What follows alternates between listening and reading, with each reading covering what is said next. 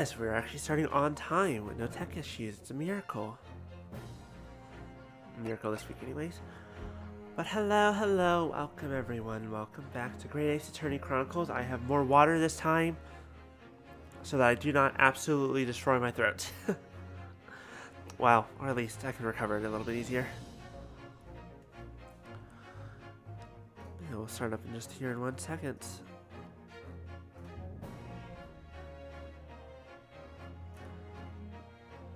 Audio's coming through good. I can hear it. I hope you can too. God, I really need to play more console stuff than PC. It runs so much smoother. Everything just goes so much easier. But anyways. Yeah, let's get started. We're in the middle of, or we should be in Act 3 of the first trial. Yeah. The Adventure of the Great Departure. So if I recall correctly from 2 weeks ago, essentially where we are now, she definitely murdered him. She definitely used poison. She just didn't use a Japanese poison. She used a British poison because, duh. Obviously. But that's okay. Alright, Nyers is here to... Well, I understand you are the judicial assistant to the defense, but why this sudden ingress into my courtroom? I don't remember any of these voices. Ha! A judicial assistant, and a woman no less. His voice, at least, I remember quite clearly. The rules state that females are not permitted into this court of law other than to testify. Wow. Fucking knock that top knot right off your head. Yes, I fully understand. I ask only for 5 minutes of time. I have some final evidence that I must hand over to the defense. Ha! You're too late, little girl. The trial has already been concluded. 5 minutes. I will not allow a moment more. But, Your Excellency... The thing that's always interesting about these games is, like... Yes, technically your job is to win your case. But also... In the grand scheme of things, your job is to... Like... You know, find the truth of the matter. Of a situation. That's what the trial's for. There's like people are so hung up on their fucking win-loss records. I am most grateful.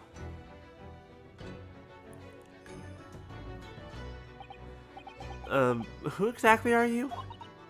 I'm sorry, there's no time. Please, simply accept this for now. What is it? A report about something? Written in English? It's Giselle Brett's research. The Englishwoman's? After the trial resumed earlier, I hurried back to the university. I went to Dr. Wilson's laboratory in the medical facility and borrowed this paper. Nothing untoward happening here. Oh yes, that's right. Miss Brett was studying under the professor, wasn't she? So, does this research, whatever it is, have something to do with the case? I'm afraid I don't know. I haven't been able to listen to the proceedings of the trial myself. Oh, no, of course not. This isn't the future. We can't just, you know, have stuff going through the internet, whatever that is. Special characteristics of curate and its effect... No, curar. Curar? Curar. And its effects on human subjects. Interesting. Curar? What's that? Never heard that word before. Well, it's one of the Final Fantasy healing spells. It goes cure, cura, curar, curaga. Time's up. The prosecution demands the immediate removal of this female trespasser from the courtroom. A lot of bite into that word. It just makes it all the more misogynistic. Blah. I hate it, but also acting. There is too little time for me to read it in detail, but I've summarized what I could on a note just inside the cover. If you think it could be valuable, please cast your eye over it. This is wonderful. Thank you. Giselle's report has been entered into the court record. Unknown poison. Guess fucking what, bitch? That Miss Brett has been researching during her time at UA. Awesome. Goodbye then, and good luck. Farewell, we'll be seeing much more of you later. You have had long enough, Counsel. We cannot detain our English guests any longer. I'll be honest, for some reason I completely forgot that we've never seen her eyes, that she always either has the hat hiding or the mask. Don't know why I forgot, I just did. I ask the prosecution and the defense now one last time. Does either side have any further evidence to present to the court? I presume not, but... The prosecution has made its case convincingly enough already. Nothing more to add, Your Excellency. Fucking dickbag. Ryunosuke, we're out of options here. This really is our very last chance. I know we have like 5 of them so far in this case. I know they keep coming up, but this is the last one. But to be fair, all of them could have been our last chance if you failed. So, no pressure. Yes, I know. Your Excellency, the defense does have new evidence. That look. The unyielding stare of a true Japanese warrior. Well, Miss Brett? Oh, shit, accent's hard. Yes, Your Excellency? If you wouldn't mind, perhaps you would grace us with your presence a little longer. It's a delightful invitation. I got real southern with it. Which is, you know, very similar to British accent, especially like a real old school one, but it's a delightful invitation, but I'm afraid it's not so very long until tea time. I'll have to politely decline. You don't have a choice. Forgive me, Miss Brett, it seems I wasn't clear. I realize it was phrased as a question, however, I must ask you to treat that as an order. The question was merely a courtesy. I've said it many times before, but... Oh, fuck, hold on.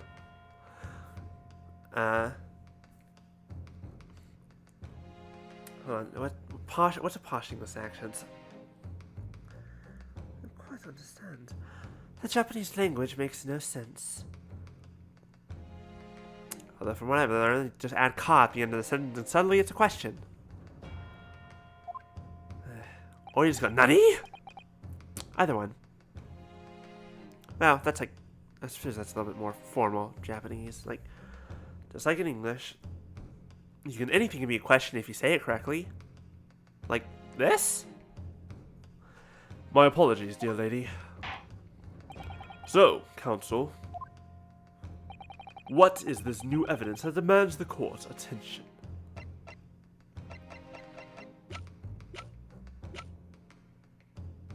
I want to examine this real fast. What, a report to... A poison made from the bark of certain trees in the jungles of South America. The hunters of the region have used it since ancient times to incapacitate their prey. Instant paralysis of the entire body and subsequent death, even in minute doses. The above-mentioned effect occurs when the poison enters the body through a wound, such as that inflicted by a blowpipe dart. Due to its ability to render the human body paralytic, it's believed the toxin can have an application as an anesthetic. However, a solution for the respiratory arrest caused as a result of the full body paralysis must be first found, or patients would die of suffocation. In other words, no external wounds. But also, you know, put it through a wound. You drink it. Very similar idea. Alright. Yes! Miss Giselle Brett, we understand you were studying under Dr. Wilson at UMA University, doing research. Oh, she knows where this is going. She knows she fucked now. Research, by sheer coincidence, perhaps, into a deadly poison. What? Poison? Where are you going with this, counsel? A toxin known as Kirar, Your Excellency. Even the slightest amount of this deadly poison entering the body leads to instant death. Well, not like instant, but like, you know, within a few moments. So pretty close to instant. So you know what? For the sake of brevity, we're just going to say instant. Objection! What complete and utter nonsense. Kirar, you say? I've never even heard of it. How big do you fucking think the world is? And also, she's not fucking from here, dumbass. You wouldn't have done. Wait, what? Wait, hold on.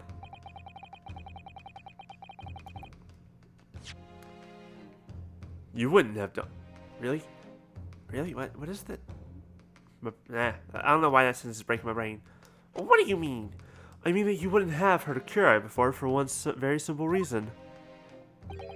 It doesn't exist in our country. It doesn't exist? Correct. Which means, no matter what test the police can do for toxins, they never identify Curie. Why? Because there is no test available here that can identify the presence of this highly deadly poison. Poison. What? I love the exaggerated expressions and everything in these games. It's so good. Order, order, order. Counsel, does this deadly poison truly exist? According to this report authorized by the visiting research student from England, one Giselle Brett, yes, it does. Curie has long been used by the tribespeople of South America as a poison to lace their arrows. It seems that it's reasonably well known among European doctors and scientists. To lace their arrows? The report states that it's produced from the extract of a tree that grows deep in the Amazonian jungle. It was first brought back to Europe at the turn of the century by explorers, just like gold and people, and everything else that they could find and destroy, and we're getting ahead of ourselves. It claims that animals shot by arrows laced with Curie suffer instant death. Doesn't that about sum it up, Miss Brett? Objection! It's trumpery! These aspersions are utter trumpery. Oh, that word is forever ruined. To start with, if the victim had been administered some of this so-called deadly poison, he would have been squirming and writhing in pain. The other diners would have surely noticed. I don't care that you said the word instant death. That's true. What do you say to that, Inspector?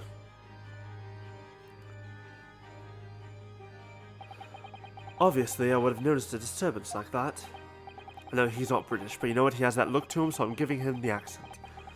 I don't remember anything like that either. I didn't notice the professor being in any kind of pain. Oh, okay, so he wasn't dead when he... I got it. We kept thinking like, oh, he was dead. That's why when his arm was on the hot plate, he didn't scream out in pain and all that. But it's a paralytic.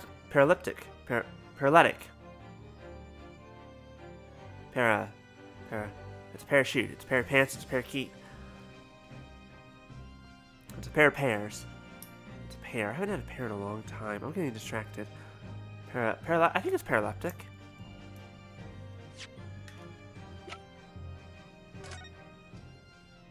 Paraleptic? Paralysis. Oh. Paralytic. Paralytic. I was close. Anyways, paralytic. He would have been still... Whoa. I mean, on the bright side, he couldn't feel the pain of the heat. So that's good. According to this, however, it's the other way around. What do you mean, the other way around? The very fact that the victim didn't show any visible signs of distress is evidence that Curie was used. Explain yourself, Counsel. I love Narada just looking through his shit like, wait, what's he talking about? Oh, right, that's the thing. The moment this toxin enters a person's system, it causes instant paralysis. In other words, affected victims lose all strength and are completely unable to move. Even if they were in total agony, there would be no visible signs of pain at all. Oh, right. It just freezes the body. Ew, no, he was in horrible pain.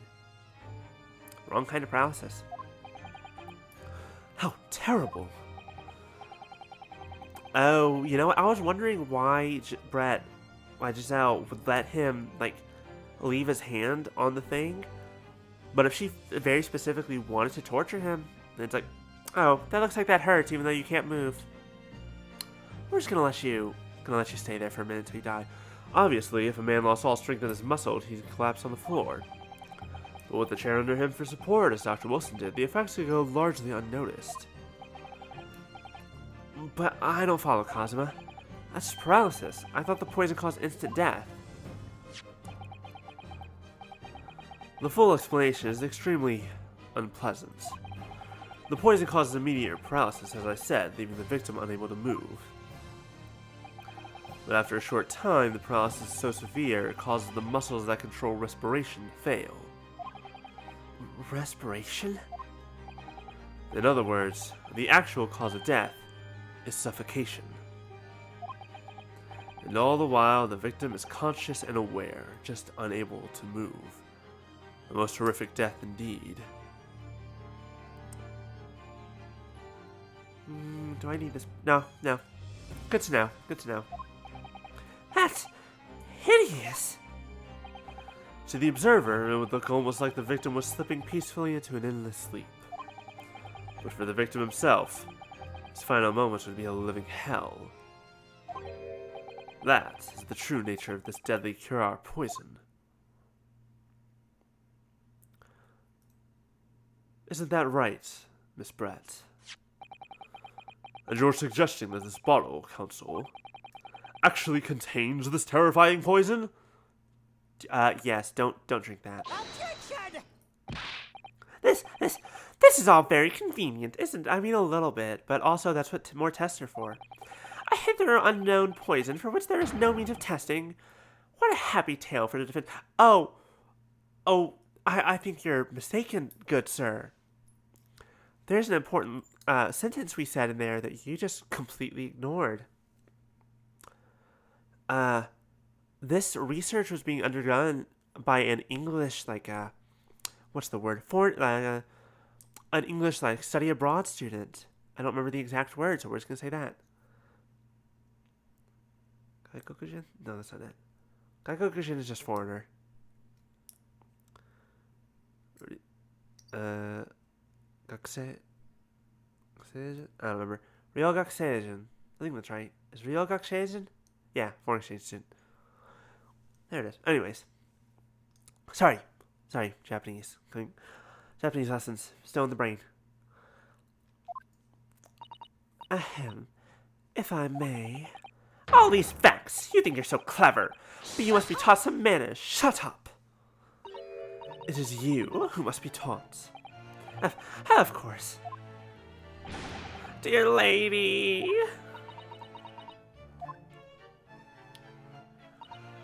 So, this is how you Japanese behave, is it? What? You steal another's honest hard work and then announce the results as if you discovered them. What? I'm appalled. What a loathsome act. Well, Miss Brett, the feeling is mutual. Whatever do you mean? Capitalizing on the unfortunate circumstance of an innocent man to frame him for a heinous crime? That really is a loathsome act. Wouldn't you agree? Objection! That's a little bit leading the witness, but... Enough of this! I, for one, refuse to accept it. The idea of some poison that doesn't even exist in the great empire of Japan is breaking the rules. Fucking God. What are you, 5? What's so funny? Oh, excuse me. Your Excellency. Yes, Miss Brett. May I borrow that bottle for a moment, please? Well, yes, I don't see not. I mean, that'd be it's evident. Okay, fuck. She's gonna down the whole thing as quote unquote proof that it's not poisoned. But here's the thing. What about the glass that was in her bag? Don't get too big for your boots, you insignificant little island boys. Sorry? To an Englishwoman such as myself, this whole affair is a farcical. Farce.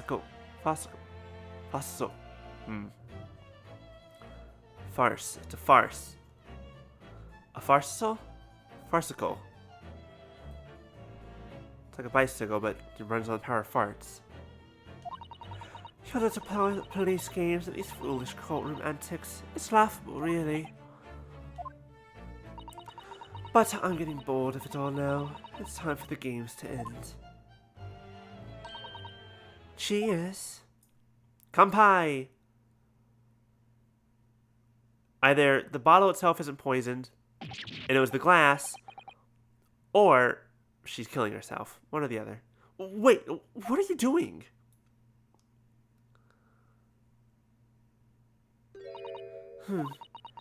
No sparkle left at all. How appropriate for this shabby affair.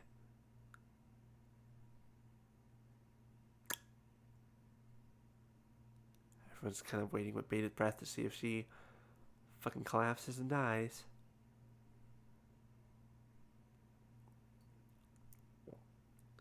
Nothing's happening. Goodness, whatever was the matter? You all look quite stunned. Fucking goddamn it, she... Find the glass! So, no cure. Not in the bottle. The bottle was clean. Is that what you're saying? You look quite incredulous, little boy. But of course, that's the simple truth. Thank you for presenting the findings of my research so concisely here in this grand venue. Most kind. Ugh. Thank you, waiter. Now then, Your Excellency. But now, actually, wait. If the poison's a paralysis, what the fuck happened to him? Why are you... What's with you and your blood stuff? Now then, Your Excellency. Yes, Miss Brett? I should like to be excused now, please. I think I've given more than enough of my time for the furtherance of friendship between our countries. You're a random-ass kid from England. That doesn't change fucking shit about the country. Well, whatever. Yes, dear lady. We are most gratified with all the assistance you have given. Well, shit. Find the glass. This doesn't make sense. There had to have been poison. No, not in the bottle. So how? How did she swallow a whole glass and live to tell the tale? I don't understand it. Alright, oh, actually, no, there are two options, actually. Either it's in the glass, not the bottle, or it was, or she has the antidote.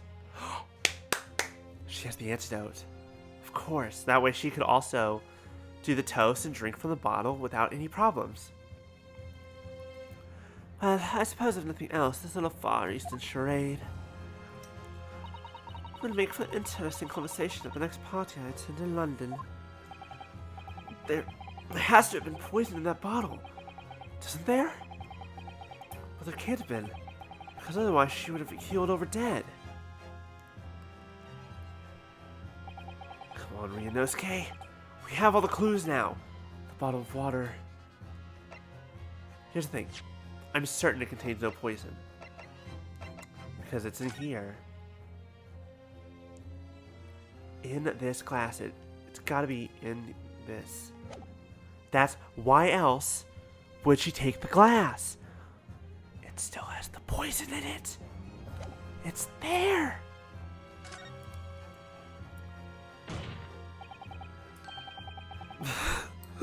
Congratulations. As I thought, there is no poison in that bottle. What? Why, Ryunosuke? Isn't it obvious? If there's poison in there, she'd be dead by now. I mean, yes, obviously, we kind of just proved that. Sometimes your unadulterated naivety really astounds me. Sometimes it's in need of a good staining. So it's as dark as your uniforms in the ways of the world. Oh, is that what this color is supposed to represent? That was a guileless ending to a promising line of inquiry, Counsel. What? What do you mean that was wrong? For which you will be Ugh. This whole trial is poison. Alright. Mandamin. I guess she just has the antidote. She's immune to it. Whatever. The bottle of water contains poison. Fine. You know what? I thought I was being clever. The culprit did put Curé poison into Dr. Wilson's carbonated water. The defense refuses to change its position. You're serious. Fool, are you blind? There is no possible way that bottle could contain poison. I mean, we just saw Miss Brett drinking the water from it.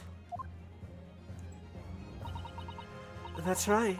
What rather complicates your arguments, I think.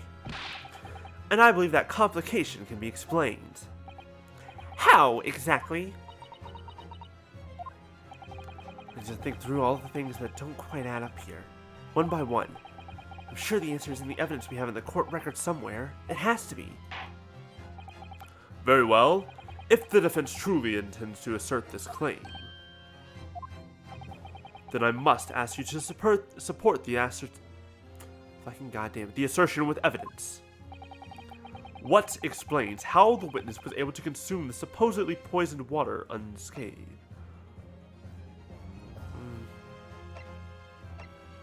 Business card, crime scene photograph.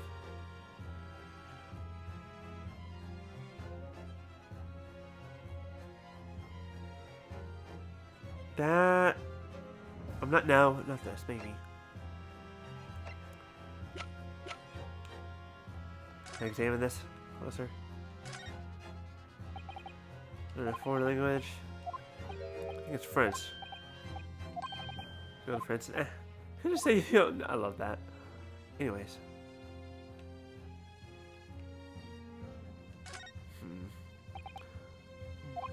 Looks like there's a little left. You know, I've been waiting on so much. No, Ritas, you can't do that. For one thing, that's evidence. You can't go through. Never cease to repeat. Well, we've already seen all this. No, this is back when we first decided it might be poison. This is anti-time to incapacitate. If evidence affects the courage when poison enters the body of this, and then most likely ability to render the human body paralytic.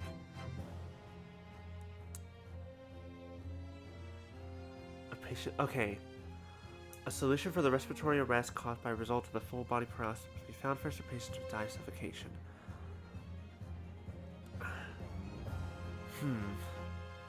Which means she still should have collapsed, at least. Poison made from the bark of certain trees.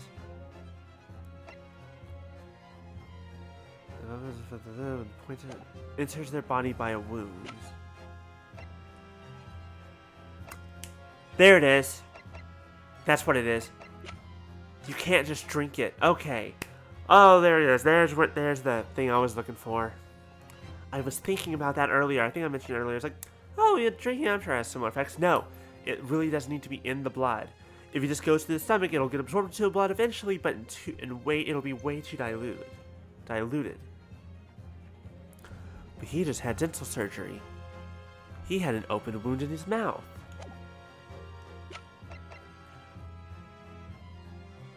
Let's try this. Yes! It seems the defense, or should I say, the wretched accused, is the only real source of complication in this case. You have to think harder than that, defendant. Oh, come on, that was the explanation we needed. You're making this complication more complicated than it needs to be. Alright, I'll do my best to find an answer that fits the fact. If the defense, the wretched accused, truly intends to assert this claim, then I must ask you to support it. Here. Yes! This should work, right? Yep, there we go. The answer to this riddle is right here in Miss Brett's own research report. Objection! That's not a valid explanation. No? After all, we don't speak English. That report is utter chip. This impudent young scoundrel is trying to ridicule the court, Your Excellency. I'm not trying to ridicule anyone, honest. I was reading Sasada-san's notes. Also, you're an idiot. I concur. This report is too extensive to be considered in its entirety by the court. You will direct us to the pertinent section, counsel. Which section of the report reveals the alleged answer? What part? Was it the synopsis, or was it the part after? No, it's special characteristics. Okay.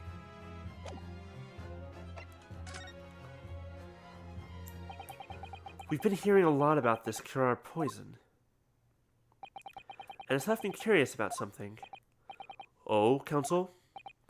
Well, it sounds as though indigenous hunters have been using this poison for years and years to place the heads of the arrows that they shoot at whatever prey they're hunting. So we've been led to believe, yes?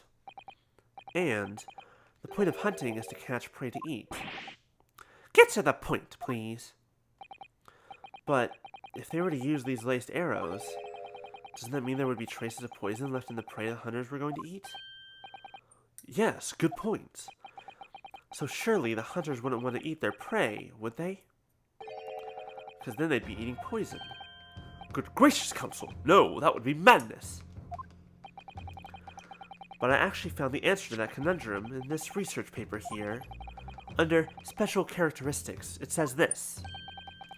The poison starts to work after entering the body through a wound. Through a wound, you say? I see, that makes sense. Yes, the mention of that particular detail seemed a little strange to me, though. But it all makes sense when you interpret what's written like this. When Kirar enters the body through an open wound, it has terrifying poisonous effects. However, when it enters the body via the mouth, it has no poison effects whatsoever. What? Miss Brett, you authored this research. You knew Kirar's special characteristics, and you knew that you could make a spectacle of drinking that water without any danger to yourself. Just stare at the daggers. Let's go. Let's fucking go. You meddling little... What the fuck? Why is the swan alive? What the fuck? What? I thought that was a headpiece. Oh, Yunosuke. Turns out... Rapscallion! Sorry, I had to get the line in. You're an even better lawyer than I thought you'd be. Really? Me? A lawyer? Objection! Oh, all this poison talk is fascinating, I'm sure, but I fail to see how it possibly... So, the ill-bred little puppy has a new toy to play with. Some facts he read in a book. But I'm afraid knowledge doesn't suit you, little boy. It only makes you look silly. What are you trying to say, Miss Brett? Your schoolboyish logic has a fatal flaw. Schoolboyish? Flaw? You better elaborate. As even your brain has managed to deduce, Kirar is safe to ingest. Seems likely that its effects are neutralized by the acidic nature of the gastric succus.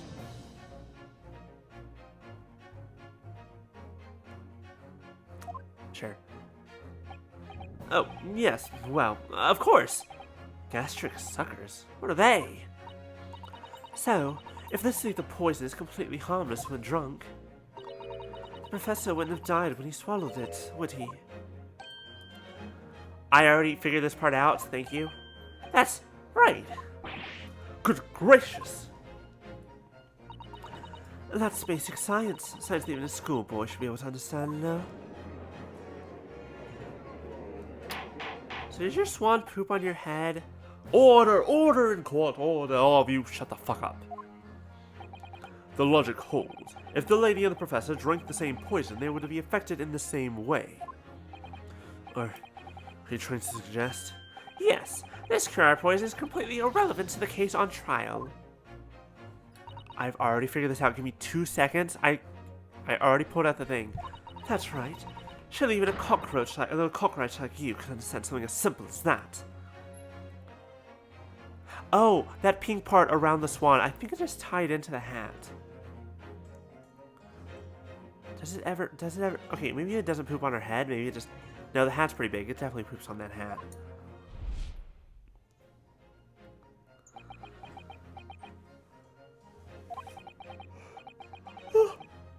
What is this welling up inside me? Hello, Arlette. Welcome. Welcome to being a lawyer that also has to do detective stuff because everyone around you is a fucking idiot. I've never felt like this before. It's a sort of conviction to break down all the discrepancies. It's so intense, almost rage-like. And more than anything else, it's an animalistic desire to take down my prey. Let's... Objection! Yeah! We finally got the first one. I don't think so, Miss Giselle Brett. How dare you use that tone with me? You know very well that there is no fatal flaw here. You know exactly why, even though both you and the victim swallowed the same poison. You are alive, but Dr. Wilson is dead. Counsel, I'm sure I don't need to remind you, you must provide compelling evidence. As we now know that this poison is completely harmless when ingested. Why would Dr. Wilson alone have been killed by the Curare? What is that, a piece of paper that you showed me a few minutes ago because you figured this out already? Yes. Yes, I did. Wrong button. This button. Take that! As Miss Brett so readily pointed out, she drank the same water as the professor. However, there is a fundamental and fatal difference between the two diners. A fatal difference, you say? What possible difference could there be between an elderly gentleman who just had dental surgery and a young woman in the prime of her life who was perfectly healthy and had absolutely nothing wrong with her at all? She's not even that fun. The toxic effects of Curare are only felt when the poison enters the body through an open wound. So, for an healthy person with no injuries, drinking it is completely harmless. But I wonder if this poison would kill me. Because I have acid problems. I just feel like your stomach's just all churned up and... Well, I guess you would need like some serious internal bleeding on the stomach. And also, but anyways. What if there was a wound inside the mouth of the person drinking the poisoned water? Inside? Yes. Like the wound you might have if you had just been to the dentist and had a tooth extracted, for example. Oh! Everyone's so shocked. Miss Brett, you've acknowledged many times in your testimony already that you were well aware of Dr. Wilson's dental appointment that day. So that's it. You used that knowledge to orchestrate this.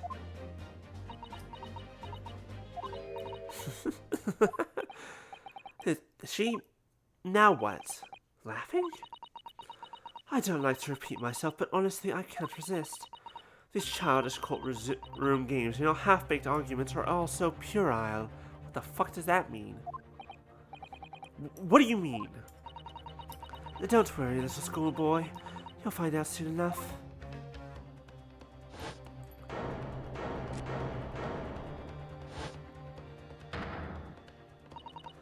You see, when you leave vital evidence lying around, you never know what might happen to it. I mean, it could just slip. You're literally doing this in front of everybody. Oh dear, how careless of me. Like, is this not, like, proof of... If nothing else, that is a very obvious, like, obstruction going on there? Am I wrong? I'm afraid some crucial evidence may have just been tragically destroyed. Okay, now we're gonna get to your stupid glass in your bag. No! Dunk. What just happened? It's the English woman. She just smashed that bottle. Head in the Supreme Court. What a terrible blow. Well, officer, what are you waiting for? Collect as much of that water from that broken bottle as possible at once. You're wasting your time. This delightful carpet at my feet here was a gift from the British Empire. I assure you, it will soak up the water beautifully. You have neither the technology nor the presence of mind to recover it. How could you? You won't get away with this. You can thump the bench and shout as much as you like, little boy. But I'm afraid we'll never know now, shall we? If there really was poison in the bottle or not. I feel like we kind of just had all the proof that we needed when you purposely stole the damn thing and destroyed it. Also, if you're standing on a carpet, it sounds like it's kind of thick because it's soaking up water pretty good. But if you just, like, dropped it, I'd say there's like a 50% chance it would probably survive the drop. Would the water in the bottle make it more or less likely to break? I don't know. You. And let us not forget, we saw some very compelling evidence left intact. Isn't that right, counsel for the prosecution? Oh, of course. You're referring to this photographic print, I presume, already, dear? My lady? Whatever. That's right. And really, looking at this photograph, it's as clear as day, isn't it? Poor professor was sitting with his back to me. So of course the only person who have shot him from the front is the little schoolboy. That is something I consider is like, when did you turn him around? Objection! No, you killed the victim that day, using Karar, and then, in order to frame Ryunosuke Naruhodo for the crime, you waited until he picked up the pistol you had arranged for him to find on the floor, before you shot the professor's dead body in the chest with your own hidden gun. Then, in the confusion that followed, all you had to do was turn the dead professor in his chair around. You see, you had every opportunity to commit this crime. What a wonderful imagination you have, young man. A hidden gun, you say? And I shot the professor's dead body, did I? Well, I'm terribly sorry, but you don't have a shred of evidence. Exactly. And as you have nothing to support your wild claims, the prosecution's stance remains unchanged. The victim, Dr. John H. Wilson, was killed by a gunshot to the chest. Delivered in cold blood by the accused, Ryunosuke Naruhodo. Ugh. This is unbelievable. How can this be happening? We had her! Oh, but now, is she really going to get away with it? After being so blatantly obvious about it? We should destroy that evidence. It was obscene. Ryunosuke, Yeah? we've come this far, but now you're the only one who can finish it. I'm the only one who's been finishing it. What do you mean? We've lost a vital piece of evidence, it's true. So if there are any clues left for us to use now, they must be in your head. In my head? Alright, hold on. Alright, get the sword ready. I'll lay down. Just make it fast. Alright, I'm ready. Crack me open. Actually, wait, hold on. I think there's an access panel somewhere over here. Those lights aren't just for show, you know. You told me before that your powers of observation were the one thing you could really depend on. Well, yes, that's true, but I didn't manage to notice that this woman was a foreigner with a swan above her head. Yeah, no, I don't think any of us expected the swan to be alive. You are not alone in that, Ryunosuke. So think back again now. Try to remember every last detail about the scene that day. Everything you saw, everything you felt, every color, every smell. What I saw, what I felt. Every color. Why was he on the side with the... Okay, see, we've only been seeing this picture in black and white, so I'm glad we finally got some color. There's a blood stain. Is Cosmo right? Somewhere in the vibrant memory of the same scene in my head. Could there be another clue to expose the identity of Dr. Wilson's killer? Blood. So, that kind of brings an interesting question that I thought about as well. Is why is the food on his side? Like, when he fell on... That doesn't make sense. There's a clue. I was going to say there's a clue. There's no choice. Actually, Cosma, I think I might have something. Thinking back over everything I saw, I think I might have uncovered another clue. You always have something up your sleeve, don't you, Ryunosuke? Hey, get that ace out of there. I knew you were fucking cheating when we played poker. Come on then, let's wipe the smug smile off that Englishwoman's face with some evidence. Alright, I can't wait. It's been niggling me. Niggling me? You could have just said nagging. Niggling, what the fuck kind of word? Niggling me for a while that something feels amiss in my memories of that day. Whatever it is could be the key to arriving at the truth about all this. It's here somewhere. The clue that shows who Dr. Wilson's killer must have been is... Oh, we're just gonna point to the bloodstain and hope this is right. Take that! Inspector Hosonoga, answer me this. Yes? What is it? What is it? Ugh, he's so miles away. I'm thinking about that bottle being smashed. As you've said a number of times now, you strive for perfection in your investigations, don't you? Absolutely. I wonder, therefore, if perhaps you took anything else from the scene of the crime. Like, for instance, the plate of steak that you took to the victim's table that day. Objection! Wait a minute! Where are you going with this? Where are you going with this, little boy? It's just a memory that's been troubling me. What memory? It's a good thing that's not me that's on that stand there, because my memory is worse than a goldfish.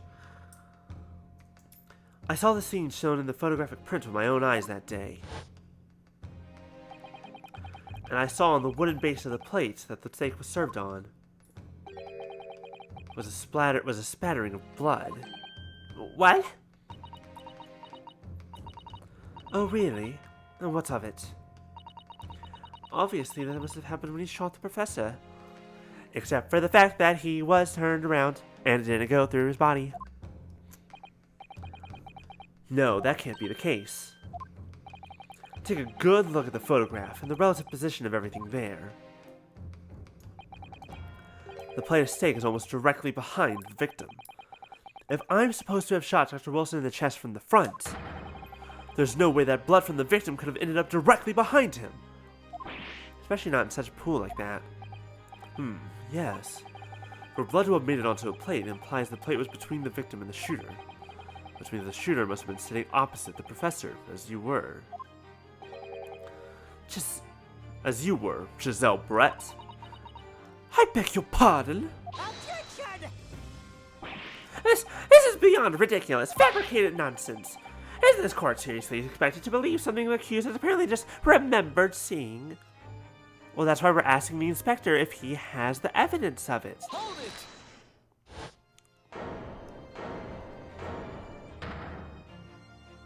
You're still bleeding, Tosunaga. This could be the moment that my entire career in the police force has been leading to. Inspector, you mean? Yes, I took the plate, in the interest of preserving evidence from the scene of the crime.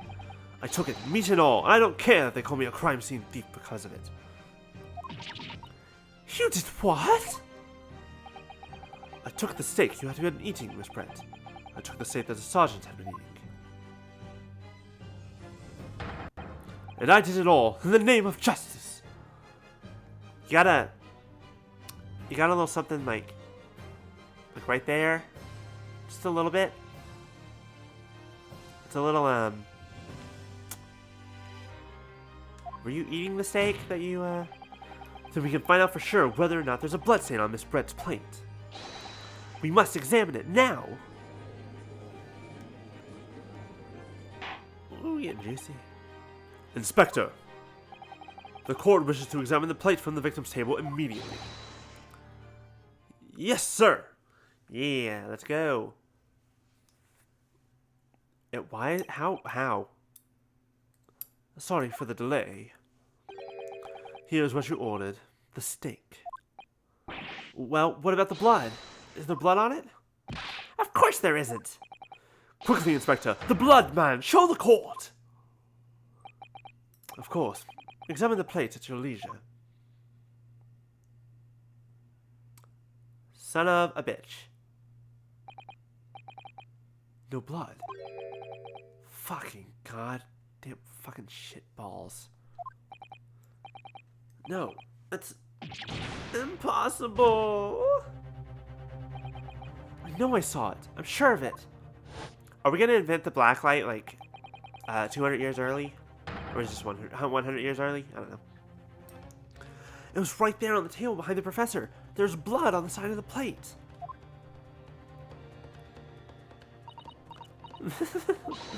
What's an unbecoming expression, little boy? Wait. I have another question about the swan. Because I can't stop thinking about this goddamn swan.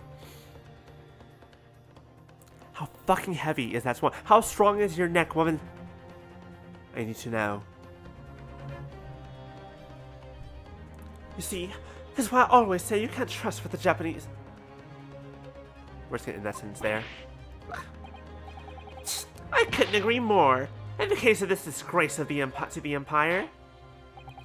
I believe we may finally have reached a conclusion in this trial. For once again, like maybe the 10th time, I don't know. Let's hope so. This pretend attempt at culture proceedings is painful to watch.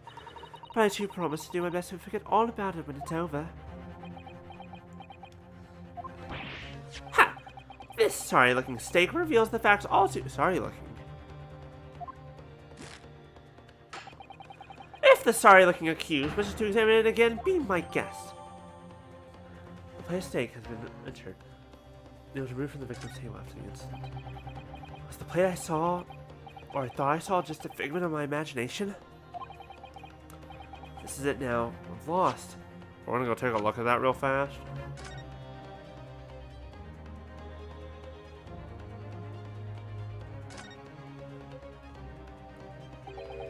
This emblem on the side of the plate. Is it a cat? It's a cow, obviously. Most likely because the restaurant's signature dish is beef steak. Seems a lot of different restaurants have their own unique tableware. So this is the symbol of the Carnival, isn't it? That wasn't helpful.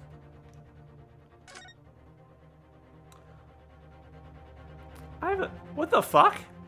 The coin? What? Wait. Is this the wrong steak?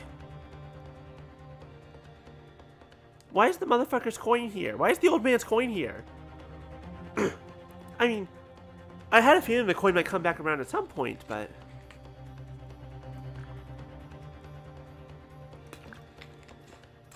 I don't know. Well, okay, also, I have a...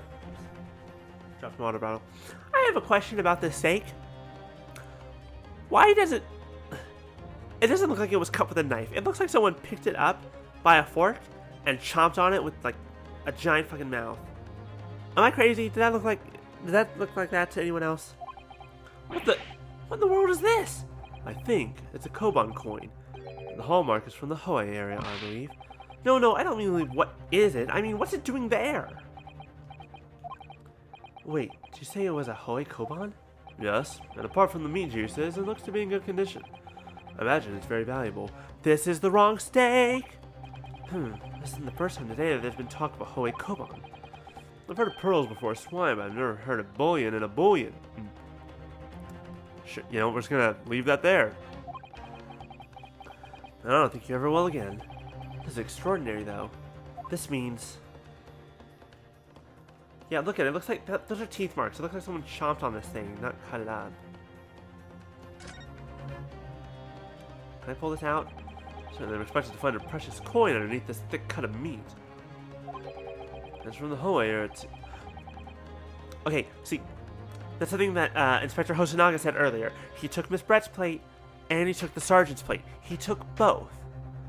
The sergeant, poor motherfucker that he is, tried to steal the coin. It's well marinated in the juice as well. Look. What, are you thinking of eating it? No, but the next time I order a steak in an expensive restaurant, one thing's for sure. Heart's going to be racing as I left with the meat pure underneath for a prize. I think you might have the wrong end of the stick about this, Ryunosuke. Ooh, excuse me. A Koban coin underneath the steak. There's only one logical explanation. This is the wrong steak. Sit now, I've lost. Ryunosuke, it's not over yet. Not until the final gavel. Never stop believing in yourself. Keep looking forward, no matter what. Believe in myself. Really? That's a lesson I need to remind myself every day. I should at least examine the evidence for myself. As the evidence requested by the defense has not been shown to be problematic in any way, I presume any further examination of evidence in this trial will be unnecessary. Does the defense have any objection? That bloodstain was going to clinch the trial for me. Can this plate of steak reveal any other clues at all? I'm way ahead of you. Your Excellency, please wait. This plate is beef. This plate of beef is hiding another. Also, wait. Hold on. Did we not just examine this plate, like, here in the courtroom in front of everybody? Or did me and Kazuma just turn around and be like, nobody look, nobody listen to our conversation? Oh, yeah, just talk Koban coin. Interesting. Another clue that will reveal the shocking truth. Objection! The only thing that's shocking here is your unhealthy fascination with beef steak. Your Excellency, I think I've made myself clear, haven't I? I will not be able to turn a blind eye to any more unnecessary procrastination in this trial. I'm sorry, Miss Brett, but we must ensure a thorough examination of the evidence. I will not give a ruling until I'm completely satisfied that all reasonable doubt has been dispelled. I see. As a newly formed ally of my country, so your position is it? Thank you, Your Excellency.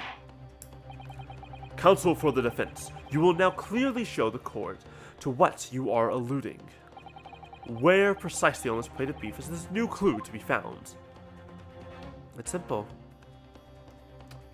It's right there. No, Counsel, I'm afraid that won't do. That was ambiguous. What? No, it was right. Motherfucker, you have to be fucking precise on it. Yes, I pointed at it. Do you need me to point 2 centimeters to the left? I'll do it. Counsel for the defense, blah, blah, blah. Here, it's right there. Oh, I had to... Huh? What the... Oh, I think... we already did this. Oh. I see. I had to lift it up still. Because it's the exam... This... I thought... Whatever. Can we get through this, please? We've already seen all this. I can't skip this. No, we already read all this. I'm not revoicing it.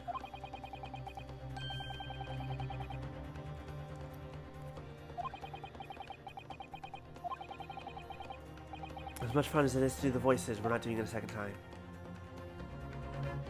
Got it! Got it! Good gracious, that's... Koban? What on earth? a Hoyer one at that. Miss Brett, this is in fact the beefsteak that you ordered at the restaurant on the day in question, is it? Tell me, why is there an old coin seemingly hidden underneath the meat? What a ridiculous question. How should I know? I've never seen that thing before in my life. I don't know what it is, but I want no part of it. Objection! I fail to see how that's relevant. A coin under the meat. That could simply have been a careless mistake by the chef in the moment of the what? Objection! You think a Hoei era Koban coin? Yeah, seriously. Thank you, Kazuma. Don't be absurd. We're supposed to believe that this happened by accident in the kitchen. A rare Hoei Koban just happens to be hidden underneath that piece of steak. This turns out to be irrelevant to the case. I'll rip up my ticket to Great Britain right now. He's right. It can't be a coincidence. Your Excellency. Yes, Counsel? A rare Hoei Koban just happens to be hidden underneath that piece of steak. This turns out to be irrelevant to the case. I'll give myself my life. Objection! You're not out. By all means, don't let us stop you. No one invited you anyway. Perhaps, little boy, you should realize that that it is you who is irrelevant. Even though I'm the one on trial here? The point is, it's essential that we ask the owner of this coin if he can explain what it's doing under that steak. The owner? Yes, it's obvious. There's only one person it can belong to. The owner of the Koban that was found underneath the beefsteak is the same person who was fucking talking about the goddamn coin earlier today. Take that! Obviously, it can only be the antiques dealer and owner of Rasute, Kiryo Korakuta. I was so close. Kiryo Korakuta-san. Kitty, as in Mr. Cucumber something. I want to say this ridiculous Japanese.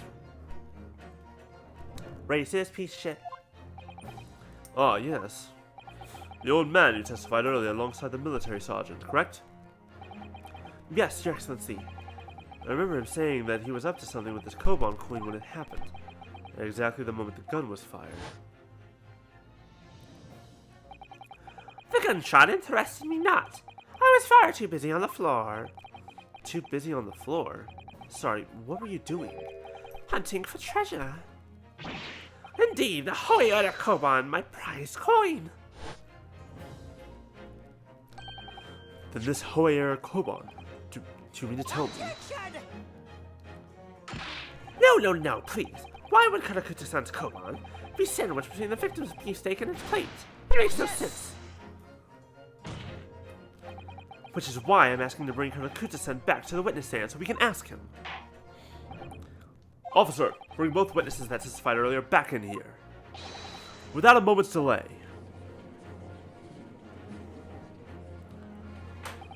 I can't believe we've come back around to that pair again. They seemed so irrelevant back then. But it all comes to head.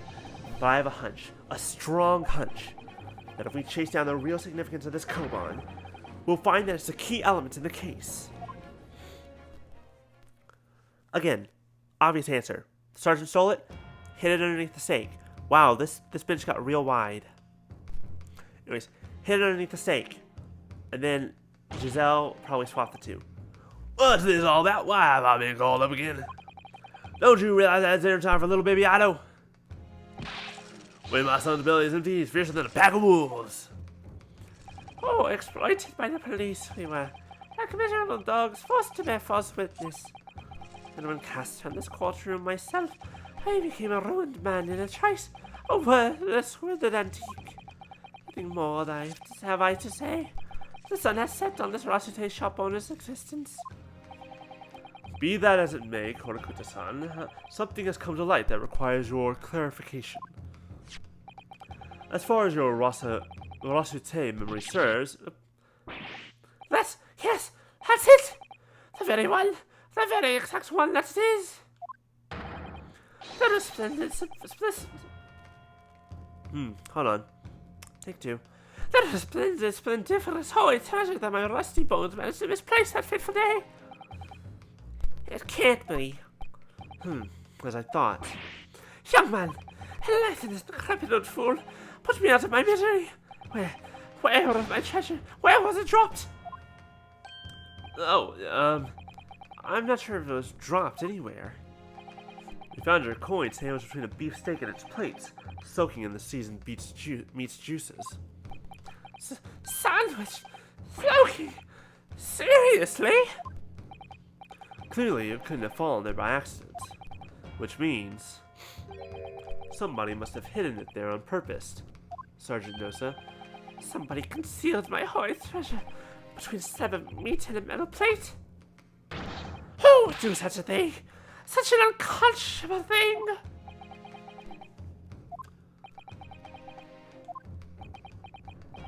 Hello? Excuse me. Could I say something? Yes, of course. Proceed, Inspector Hosonaga. I mentioned this earlier on in the trial, but I was working undercover in the restaurant in order to investigate another case. Ah, yes, that's right. The secret undercover operation. The Carnival is a high-class Western cuisine restaurant. It attracts wealthy diners, including many foreigners. Recently, there's been a run of similarly executed thefts targeting the restaurant's rich clientele. A number of such incidents have been reported to the police bureau. Wicked crimes indeed. Wicked crimes indeed. That felt much better about that second attempt. We wanted to nip the case in the bud quickly, especially with so many foreigners being affected. So that's why you're sitting undercover, is it? Yes, I took on the job of waiter at the restaurant in order to flesh out the criminal. It seems likely that this Koban incident is the work of the same thief. So unbeknownst to us, there is a master thief at work in the restaurant on a regular basis. The place was already the scene of several crimes, it seems. I don't know about the master thief part, but... the identity of the person who stole and hid Korakuta-san's Koban is all too clear. What? What? I think the court would like to hear the defense's view on this matter. Tell us, who was the despicable scoundrel that stole Korakuta-san's Koban and hid it underneath the steak? Is it not obvious? It's the man who owns the steak. Obviously, it can be only you. Sergeant Iasa Nosa. What? How dare you monster. Monster? I stole that Koban, did I? I'm the master thief of La Carnival, am I? You're seriously accusing me of these crimes, cadet? Well, it wasn't me. It was Otto. Otto was the mastermind behind all this. What? I mean, I kind of expected this. I just wasn't expecting him to actually say it in that way. You would push the blame for your crimes on your own son, an innocent little baby? It's you who's the monster, Sergeant Nosa. What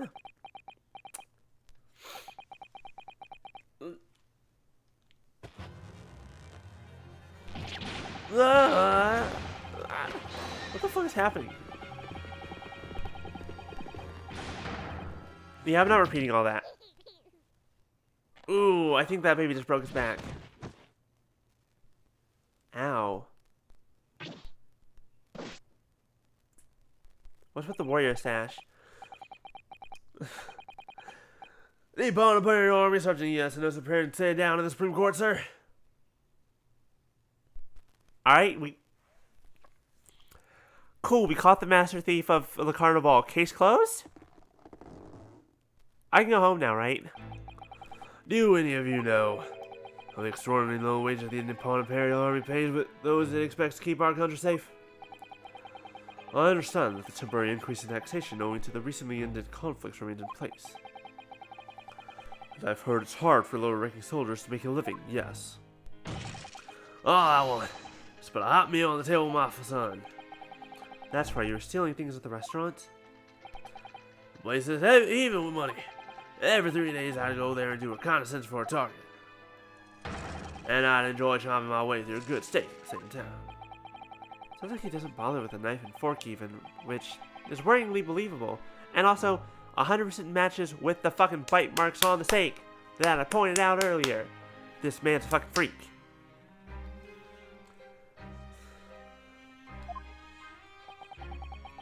I probably shouldn't say that. I feel like I know someone who would 100... No, she wouldn't.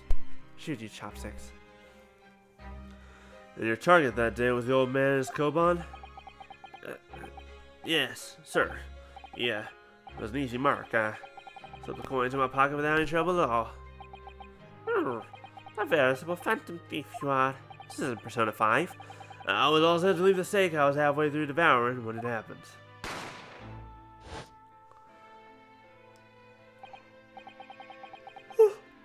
Yes, when the professor was shot. I knew the police conducted a search and found the coin in my pocket I'd been finished. I know too. So I hid the incriminating evidence as fast as I could, on the double. I slipped it under the steak, hoping that I'd be able to rendezvous with it again at a later date.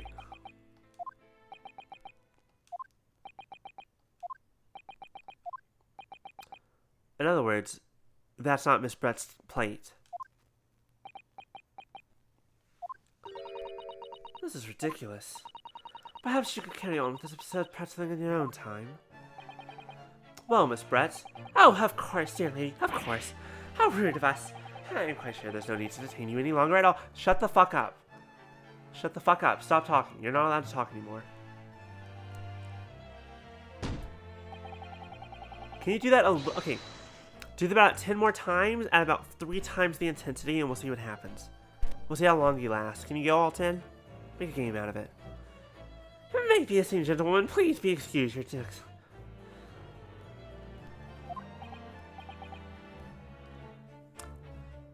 Indeed. The theft of the Koban was clearly perpetrated by this baby-saddled sergeant.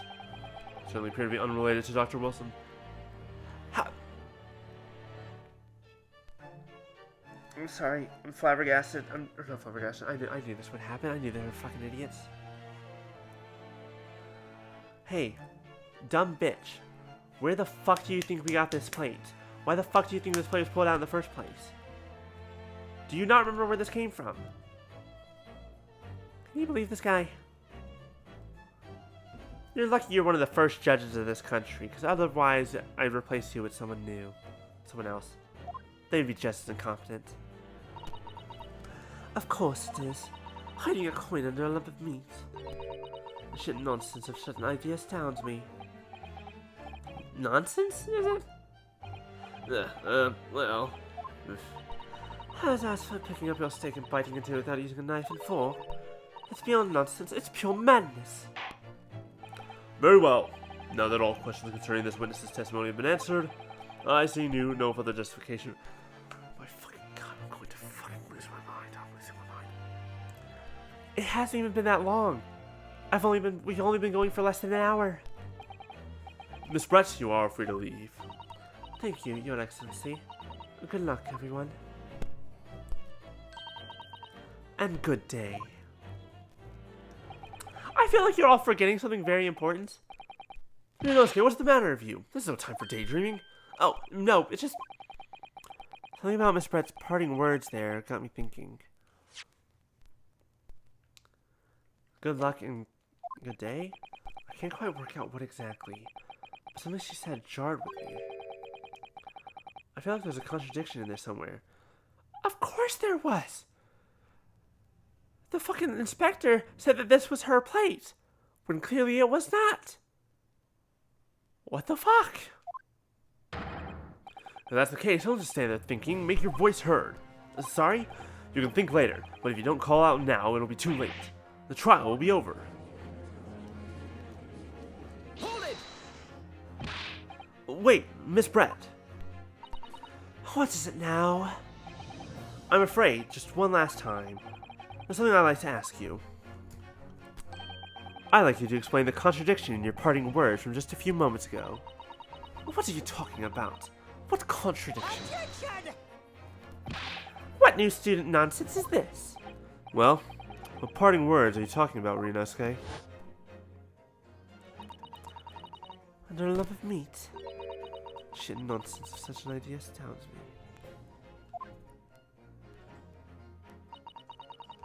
Making a mistake and biting into it without using a knife and fork. It's pure madness.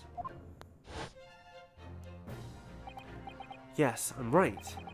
What she said there exposed an undeniable contradiction. I feel like I'm not entirely certain. I'm going to need to see evidence, counsel. Here. This is the evidence. This was your fucking plate. Or so we've been told. If Miss Brett's words truly are contradictory, where is this evidence to prove it? Take that!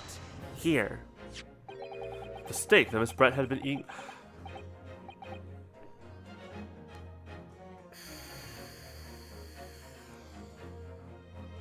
Can you feel the disappointment in my soul?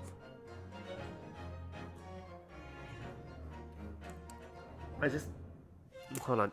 I just take the glass off and just rub my face for a moment. Just be like, what the fuck? What the fuck?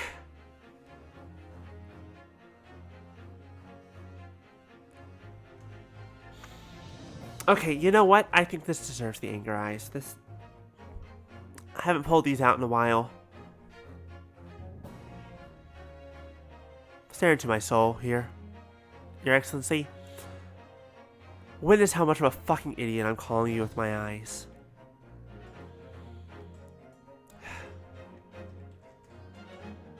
We're gonna keep these on for a minute.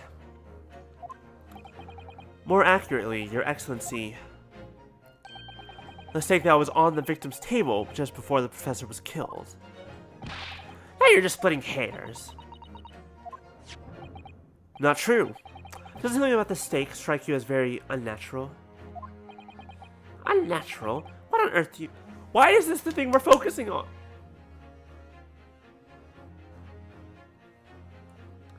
Why are we focusing on the aspect that this is clearly not eaten with a knife and fork, which I definitely pointed out earlier? I'm amazed that that's coming back around. But no. Why are you not pointing out the fact that it has the goddamn Koban? Why did her plate have the Koban when it should have been under the sergeant's plate somewhere else? It's extremely obvious. I'm talking about the shape of the edge where it's been eaten. I see you've noticed it too, Miss Brett. Notice what exactly, counsel? Just a few moments ago, Miss Brett claimed no Englishman could even contemplate picking up a steak and biting into it without using a knife and fork. Of course she did. She's a refined English gentlewoman herself. And take a good look at the steak that had the coin under it. Why are we not talking about this point? As you can see, there are clearly defined barbaric teeth marks there. Ah, Oh. It looks like Miss Brett has realized something. So, if the witness actually claims wouldn't contemplate eating anything without using a knife and fork, there shouldn't be teeth marks in the steak at all. Objection! But what is your actual point? Perhaps the delightful Miss Brett was ravenously hungry and couldn't help her. Don't demean her like that. Oh, whatever you say, dear lady. As I said, I really must be leaving now. Afternoon tea with the Minister of Justice cannot possibly wait any longer. Of course. This will all be over in the blink of an eye. Rest assured, I'm about to put this rookie in his place. Leave everything to... I've heard enough. You're irritating little spectacled samurai relic. Of course, dear lady. He's a simp, but in the bad way. We are simps in the good way. Definitely not for her. What's the matter, Miss Brett? Have you ruffled your feathers? Clearly, the witness knows what this means. She's realized the catastrophic implication these teeth marks in the steak have for her. Ryunosuke, do you know where you're going with this? I knew where I was going with this 10 goddamn minutes ago. It's all come together. It is not her. There's just teeth marks in a steak that had allegedly been eaten with cutlery. The reason why the bloodstain I know I saw somehow seems to have disappeared.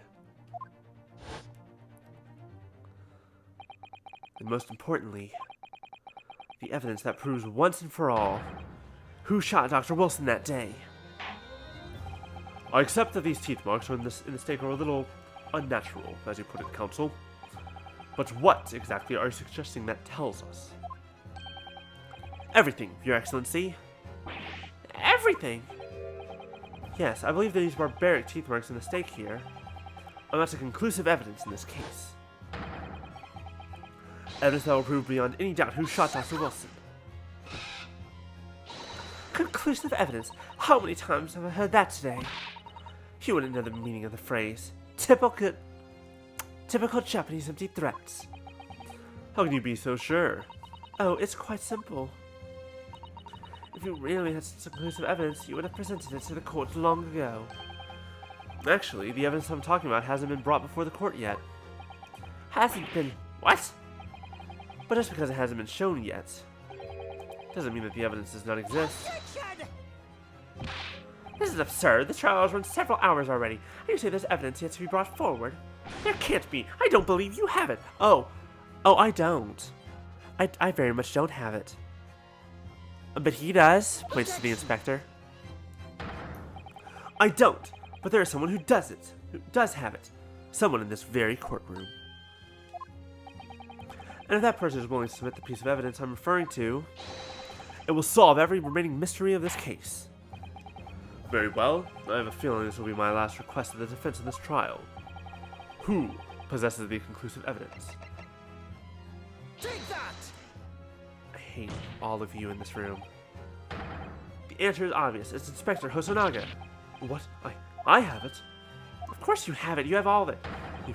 You have been withholding.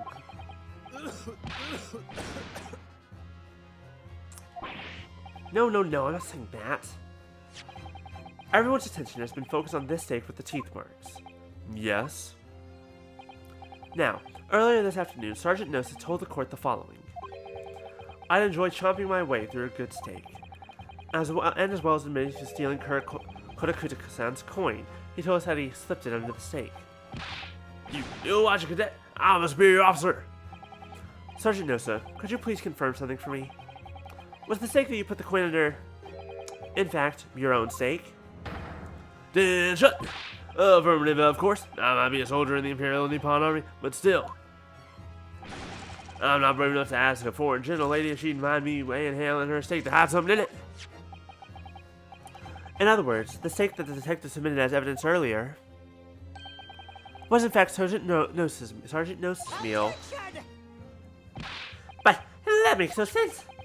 That plate was taken from the victim's table. Objection! Yet the gentlewoman doesn't take bites out of her steak, nor did she have any opportunity to steal the coin. Of course I didn't steal it. To even suggest such a thing would be an affront to the entire British Empire. I feel like the stealing of the coin would be better for you than the murder you're about to be convicted for. Well then, how do you explain this paradox? Exactly. Surely you're not going to suggest that the sergeant switched the two stakes over. No, the sergeant didn't. She did. Also, thank you for giving me... Thank you for you being the one to point out the logic and the possibility. You did switch the plates? Well, after it happened, when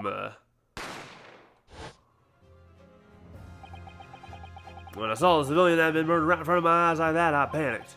As I said, I immediately lifted my stake and hid the coin underneath it. Then when the waiter announced he was an undercover policeman, I thought I'd act.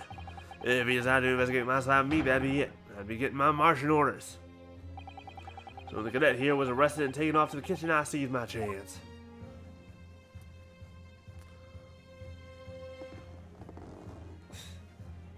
I love the texture work in this game.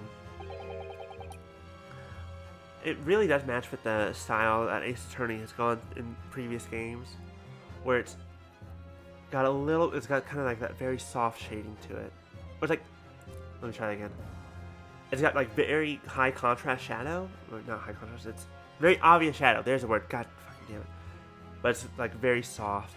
It's all got a nice, like, everything people like skin it well. Everything else just kind of has a nice undertexture to it. It's very nice. With military precision and time, and I switched my take with the one on the foreign lady's table. What? You can't have. I never saw you do such a thing.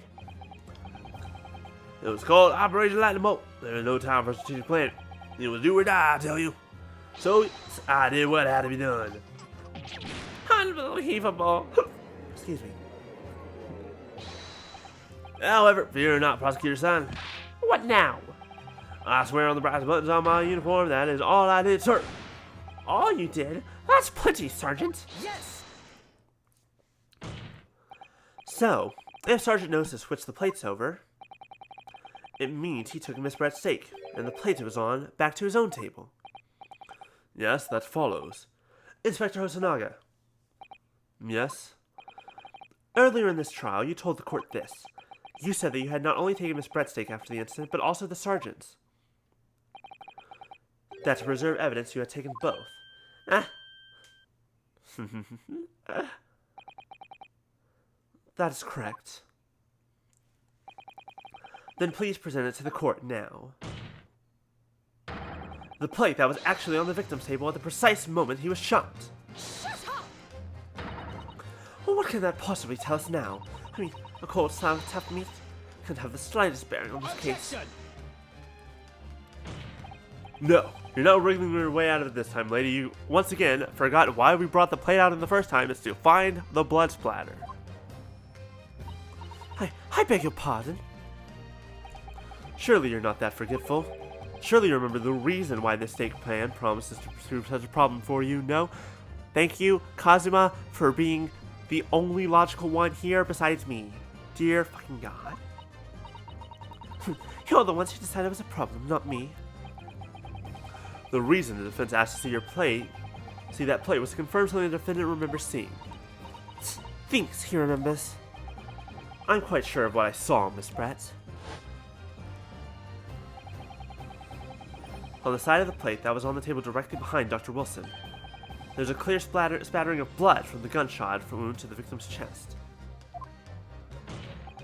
I believe the defendant's memory serves him well. And now we have the evidence to prove it. The plate you were eating from, Miss Brett. Let us not prolong this any further. Inspector, will you show the evidence to the court? Present the beefsteak in the plate that was originally on the victim's table at the time of the incident.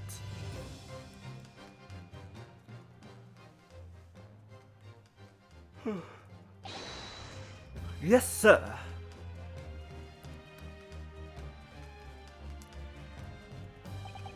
Sorry for keeping you. Here's the other steak in its plate. Please feel free to examine it. Well, well, well. What do you know? The blood stain. It's clearly visible. Look! Yes! Now this makes everything clear. The blood you can see on the side of the plate. So that the moment the victim was shot, he was facing the table with his back to me. In other words, it's impossible for Naruto-san to have shot the victim. It can't be! In fact, there's only one person who could possibly have shot Dr. Wilson from the front. I'm sure everyone knows by now who that person is.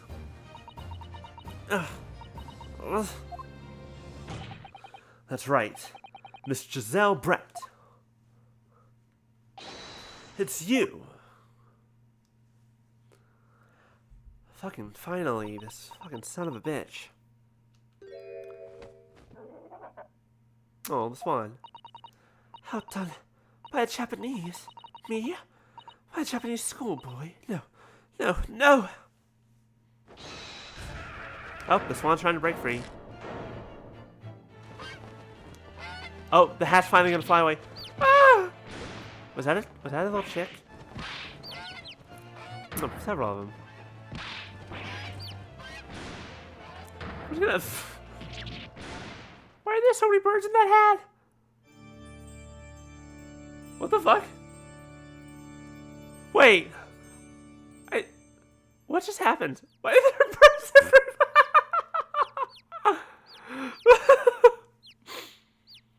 What just happened? Hello?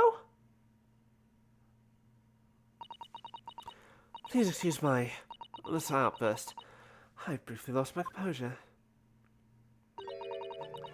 Most unbecoming behavior from an English gentlewoman. Forgive me. Well, Miss Brett, I think it's time you told the court what actually happened that day.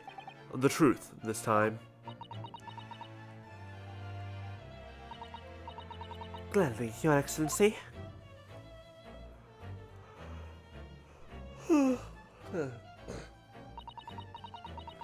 It was I who took the professor's life using Kara. As you surmised, I chose that particular day for one very important reason. The professor had a dental appointment for the extraction of one of his teeth in the morning.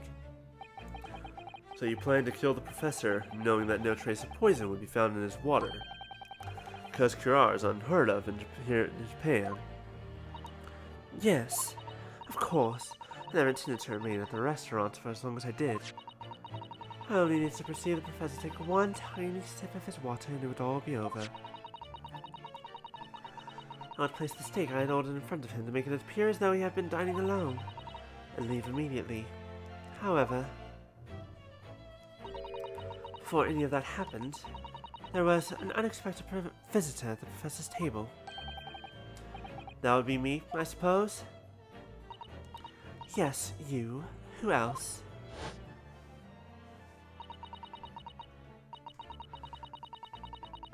Such a trifling matter, but the fact that you decided to come over to greet the professor meant that I had lost my chance to slip away unnoticed. In due course, the professor took a sip of his water and was paralyzed. I made sure he was sitting in his chair so that he wouldn't fall. There was no going back at that point, so I concocted a plan on the spur of the moment. Plan to pin Dr. Wilson's murder on this innocent man. I happen to know the professor always carried a gun. I decided to use that fact to my advantage. I had the bottle Kira in my hand, and my own pistol concealed underneath my skirt. Under your skirt? So I was right, there were two guns. Yes. Then I finished my coffee and got up to leave. That's when I noticed the professor's gun, which you had presumably placed on the floor. Place where you were sure that I would notice it. And everything went according to plan. You noticed the gun as I intended. And then, just as you bent down to pick it up,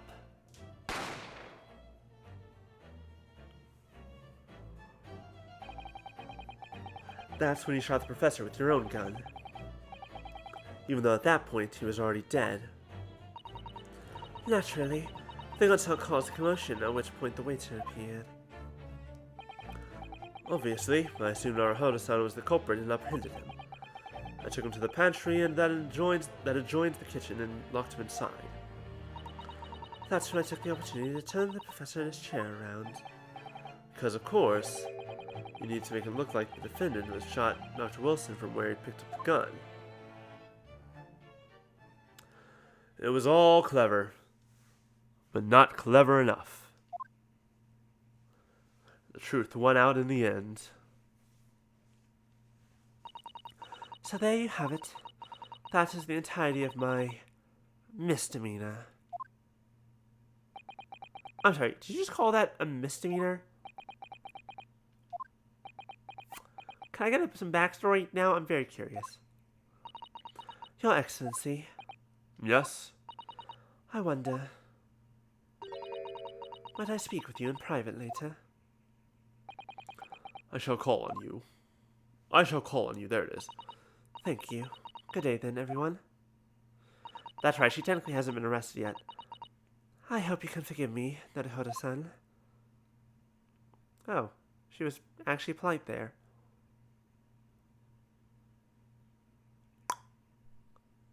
Just peace out. Just fade. I don't have a way to do that here. You like?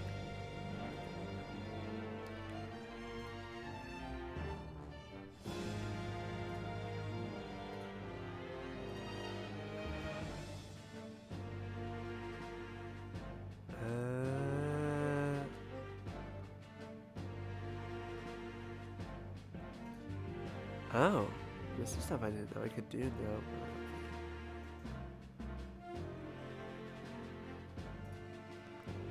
Farewell. We're just gonna peace out. And peace back. Learn something new every day. That's cool. It would seem this trial has finally run its course. Oh, thank God. I presume the prosecution is in agreement. This can't be. Takatsuchi hold on. Takatsuchi she does not lose. That's life for this rookie student. You'd better start getting used to tough opposition. Ryunosuke Naruhodo. Yes? This insult to the Aoshi family name will never be forgotten. Motherfucker. It's not a competition. All in all, technically, like, we're working together to figure out the truth of the matter. You become conceited with age, Council. But the old have to stand aside and make way for the new. It's the way of the world. May you never forget that. And then he cuts his head off. Yeah, thank you. I'm so glad he did that. I don't. 1,000 millennia may pass, and still the Aoshi clan will never measure up to the Naruhodo clan. This trial in the Supreme Court of Japan will, I believe, go down in history as the start of a new chapter in our country's judicial system, where the defense lawyer is now the detective and the one who has to figure out who the fuck actually did shit, because we can't be bothered to do that ourselves. Despite being summoned as the accused, you, Ryunosuke Naruhodo, presented an excellent case. I thank you, Your Excellency. The use of evidence and deduction to unravel the truth is a modern methodology. After all, there's only been a few short decades since our country opened its doors to the wider world. Anyways, no. I kind of hope it does show us, and also doesn't show us Aoichi's head again. Because the way the texture looked on it, it was not pleasant. But the Western idea of science are rapidly gaining acceptance here.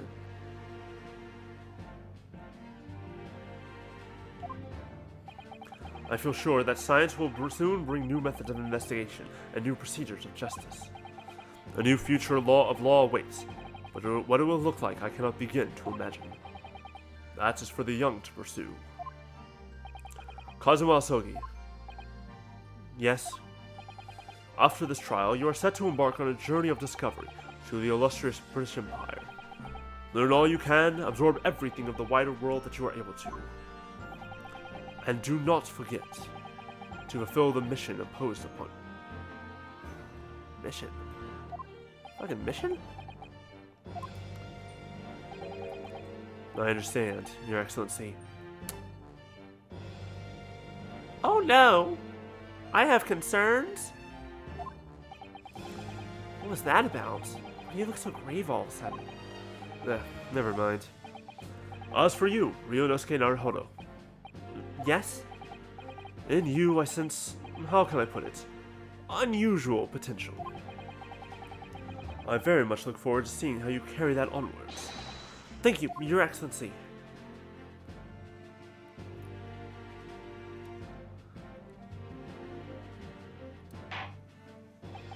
It is time to deliver the final verdict. I hereby find the defendant, Ryunosuke Naruhodo. Ayy.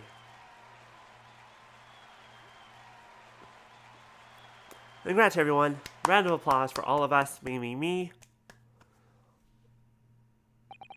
We did good.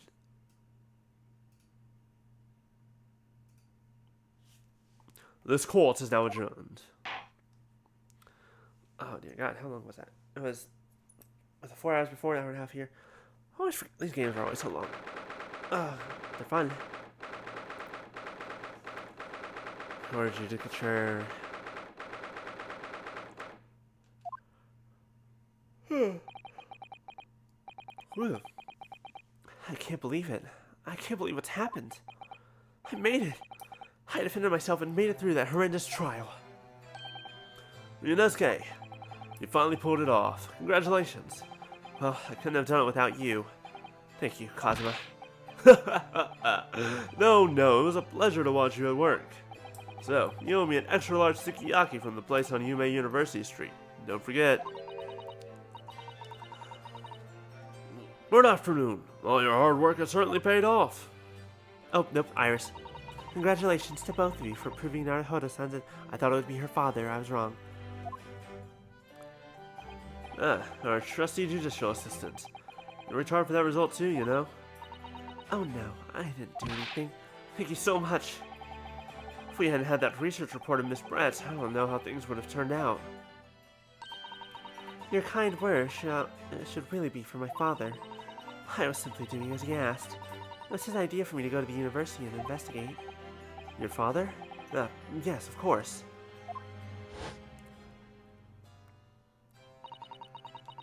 Treating court proceedings, Your Excellency. Susato Mikatoba, Judicial Assistant. Speaking of Mikatoba... Oh, there you are. I believe congratulations are in order. This time I'm pretty sure I got the right voice. Much better. Naruhodo, you did an excellent job. Thank you, Professor. Oh no, it is I who should be thanking you. After all, your efforts expose the true criminal that took the life of my good friend. Good friend? Oh, yes, you mentioned that before. It was you who actually invited Dr. Wilson to UA University, wasn't it? Yes, that's right. Professor Mikatoba studied overseas himself. He went to study forensic medicine in Great Britain.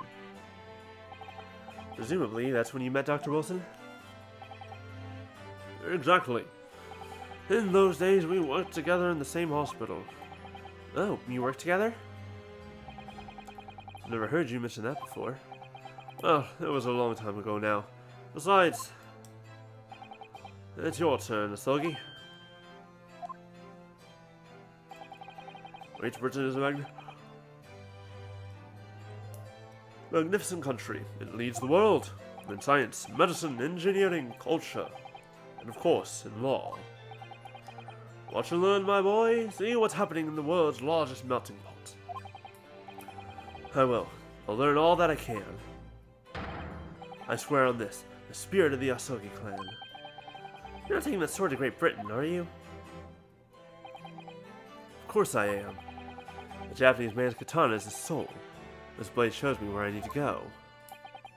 It cuts down anything that's in my way. You're gonna get arrested for that. Yes, I've definitely seen how sharp it is already with my own eyes. That reminds me, what happened to the woman? To Giselle Brett, I mean. After all, she's guilty of murder. Oh yes, her. It's not easy to tell you this, but... What do you mean? Surely she's going to face trial herself now. She's the true culprit, after all. She will be leaving Japan in the very near future.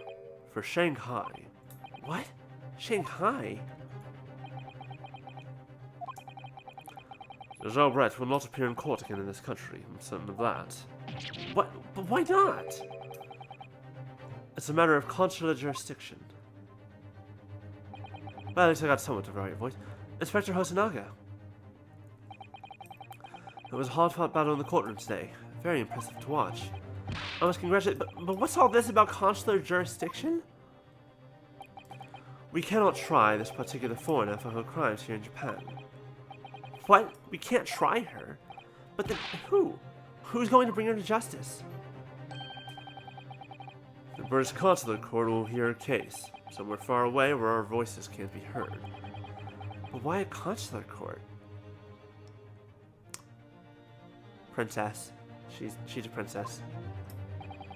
Professor, I simply don't understand. I thought consular courts were a thing of the past now that we've signed the friendship treaty. Yes, in normal circumstances, you're right. Then, so long as it's not a serious incident of a highly political nature to our respective governments, they can invoke a consular court just like that. Oh, can't they? Yes, she's a student, but it doesn't justify our governments making secret agreements about her fate, does it? Something strange is going on. And most likely, it won't come back around until the final court case of this game. Then it all makes sense. Or the next one, that's also possible. So Miss Brett can't be held accountable for her actions here in Japan. I'm afraid that for the young student, today's trial was nothing more than a game all along. There's never any danger of comeuppance for her. Then why bother? I don't believe it. She put me through hell for fucking nothing. The British government's Foreign Affairs Ministry has demanded that we hand over custody of Miss Brett. They're obviously taking this case of a foreign student committing murder very seriously.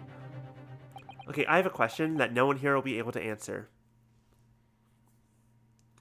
Why the fuck am I so hungry? I had lunch at the reasonable time that I normally do. It was like 3 hours ago. Why the fuck am I starving to death right now? Was it the steak? Was it because we kept talking about the steak? But it's all going to change from now on. We can make it change. This is a time of great turmoil. This new era heralded by the start of the 20th century. One day, I have no doubt, that woman will receive the judgment she deserves. Yes, change is coming, and we're the ones driving it.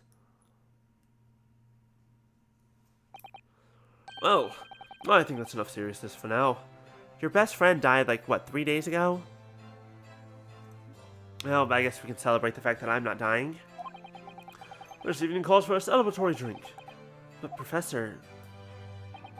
You're right, there's no time for gloomy faces. We should be celebrating Ryunosuke's not guilty verdict. Let's start having some fun. In that case, might I suggest the carnival? As the head waiter, I should be delighted to provide you with ample food and drink. You're a detective, Hosonaga-san, aren't you? I still have questions about that. Is that really just a character quirk? Let's not worry about details for now. To the carnival! Will you accompany us, Professor? Of course! The carnival's food is second to none. Fuck, stop doing this to me. I shall go and attend to the paperwork for another Hardison release. Oh, yes, thank you.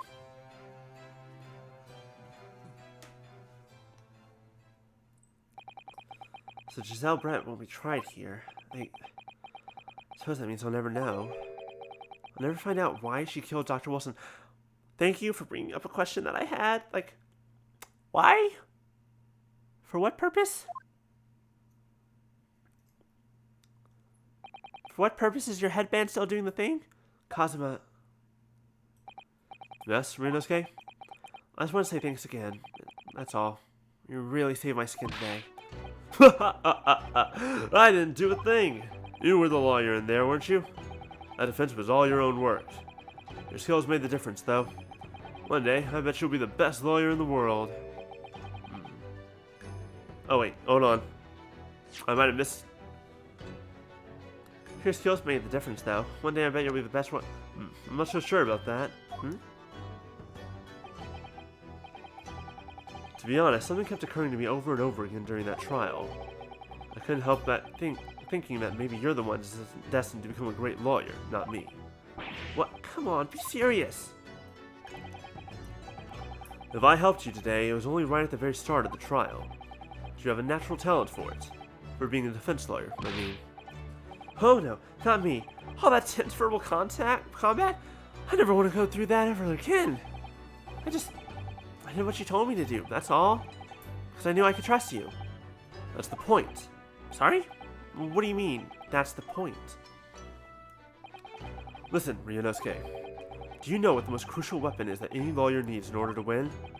Knowledge of the law. No. The ability to believe. No, I'm pretty sure it's knowledge of the law. And also your heart. I think people... You still kind of need to know the law properly. To believe? To believe what? A defense lawyer has to fight for his clients. He has to believe in them at all times. Like you believed in me when I said I didn't do it. Sorry. Readjusting a little bit. I should stand for a moment. Quick stretch. Stretch in water. That goes for everyone, all of you. Stretch in water.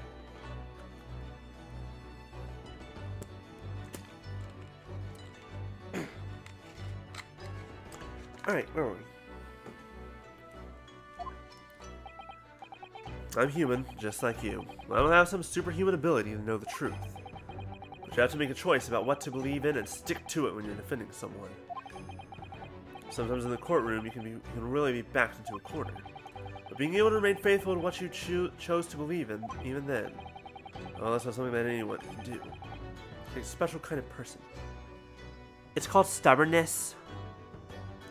And I was like, on the one hand, maybe this is good advice to some degree. But also it's like, once you know that your client did it, you're kind of, I don't know. But also like, even outside of that, especially outside of a courtroom, it's like, yeah, believe in someone until you have reason to believe otherwise. Like, because, you know, things can change and sometimes you can be like, oh, I was wrong.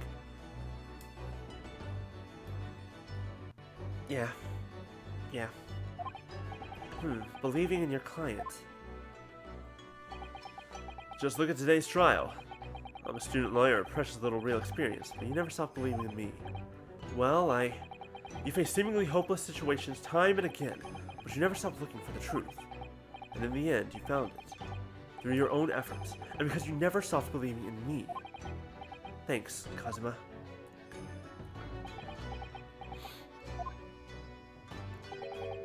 There's something I want to ask you, actually, Ryunosuke.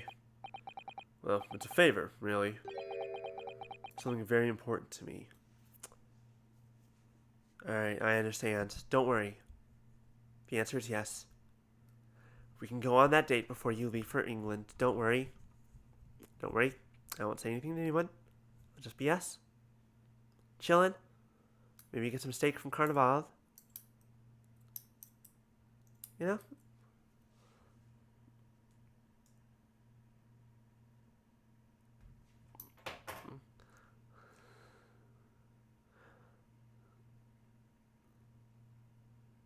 Sorry, where are they? Yes, date. Date with Kazuma. Let's go. For you, my dear, for you. Just because it's you. It sounds serious. What is... you're still here, are you? Oh, Inspector Hosonaga. I've arranged some rickshaws for us. Let's go. Thank you. We'll be right there. Let's pick up this conversation again later.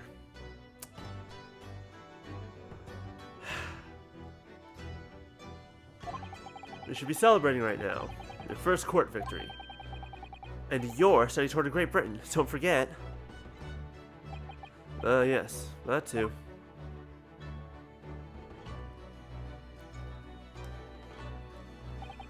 So my very first trial came to an end. Kazuma. Professor Mikotoba. Susato-san, who acted as my assistant. Inspector Hosonaga. I didn't really play much of a part, but still.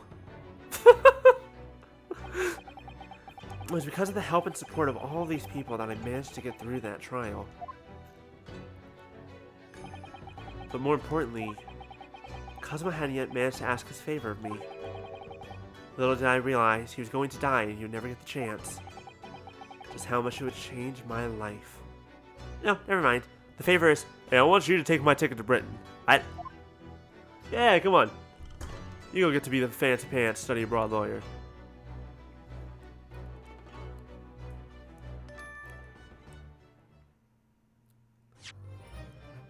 Save your progress.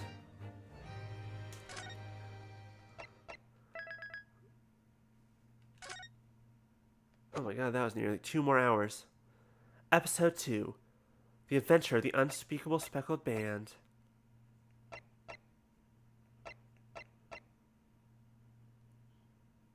Ooh, it ends on the Hound of the Baskervilles.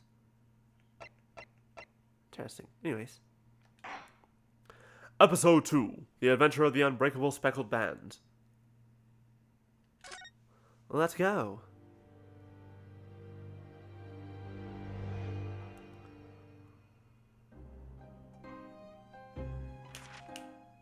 In a corner of that small, dark room, Sholmes and I waited with bated breath.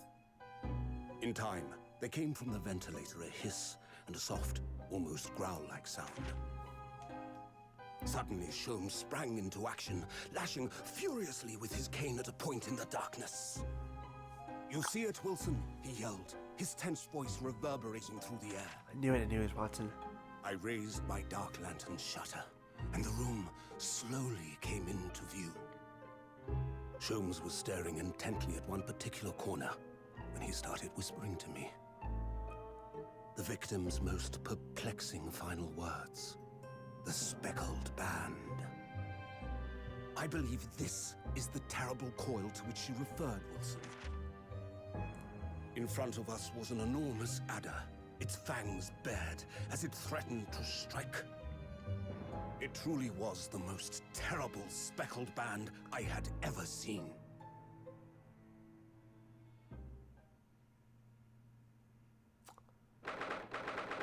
Interesting, very interesting indeed.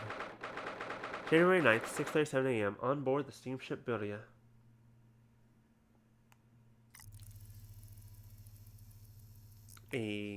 So then, let us unravel this mystery and discover what events led to this curious murder. Pray, do excuse me. The cabin door was bolted from the inside when the man was killed. No marks to suggest the bolt was tampered with in any way. So, this would appear to be a locked room mystery. In his final moments, the victim scrawled a message on the floor.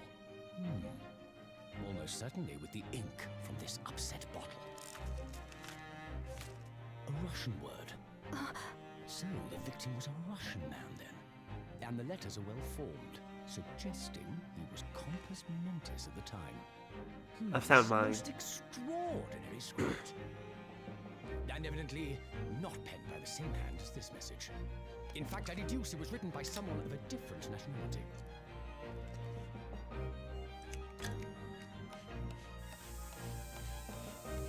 This paper seal was placed just prior to the incident, by the victim himself, I would venture. Well, what have we here? Who are you, and what do you think you're doing here? I have so many questions. No one must touch before maritime police come. We must wait. Shh. That won't be necessary. You see, In less than 5 seconds from now, I will reveal the killer to you. What? Don't be absurd. This is murder. And it What's can with be his locked face? from inside. Ah yes, the locked room. But that mystery is paper thin. You don't mean the culprit is in there? Who are you? And where have you come from? I'm a great British consultant detective, the only one in the world. Sherlock Holmes. I presume you must have heard of me. Did he fuck up? Not the murderer inside? Who knows? Was it me? Am I inside? Ugh, my head is throbbing. What's going on? Something's not right here. There's trouble in the air.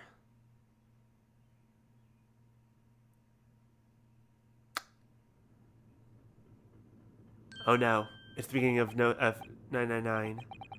Wait, I can't move. What the fuck? Not again! Why am I in handcuffs? So, you wake up now, huh? So you wake up now, huh? They drag you out of the wardrobe. I don't believe how you could not wake up. You are a true cold-blooded man. You found me then. But they found you. And now you pay, criminal. How long are you hiding in that tiny wardrobe, sorry. Now you have been found, it is time to admit your crimes. I'm sorry, are you suggesting... Hold on, real fast. Are you suggesting that I killed a man, put myself into the wardrobe, and sealed up with a paper seal on the outside, from the inside, that Sholmes himself already said that the victim put up that paper? Are you suggesting... Is that what you are suggesting here today? Oh, when you put it like that. Unless you want to find out how cold the ocean is, hmm? No, I'll tell you everything. There's only one thing I'd like to know from you. Isn't that... Ah, hi. Why did you do it? Why did you take his life? Mrs. Sato. Well, wait, what did you just say? Take his life? Where is he? Where's Kazuma? I knew it. He's fucking dead. He's dead. Ah, you pretend you do not know? You are a wolf in the sheep's belt. You are the killer. Do not try to make excuses. What? Kazuma-sama's body was discovered not long ago. Here, in this very cabin, that was bolted shut from the inside. His body. Please, do not try to tell us you were doing this terrible thing in your sleep. Kazuma's dead? But he can't be. These handcuffs. Surely you don't think that I have to know. Why did you take Kazuma-sama's life? Answer me, please! No. No! I don't want to actually scream. Kazuma. It was just 2 short weeks ago. Are you sure about this? Won't we get in trouble? Don't you find it fun being a stowaway? Besides, how else could you come to England with me to study? It's really something else when they brought your luggage in here earlier, though. Why, that Russian crewman just tossed your traveling case onto the floor. I thought I was going to die. Yes, I still can't quite believe that. I really think you'd be able to fit inside my trunk. You must be even less of a man than you look. Hey! Honestly, I thought I'd broken every bone in my body. Well, it's about 50 days until we dock in Great Britain. But if you confine yourself to my cabin here, I don't expect anyone will discover you. Ugh, I hope not. I get the feeling those Russians wouldn't be very forgiving of a stowaway. They're a sturdy bunch, that's for sure. What I want to know is, why do we need to keep it a secret from the young lady? From our faithful judicial assistant Mikotoba, you mean? From your close friend, more to the point. Surely we could confide in her, couldn't we? I don't believe she'd give me away. No, but if she knew what we'd done, that would make her guilty by association.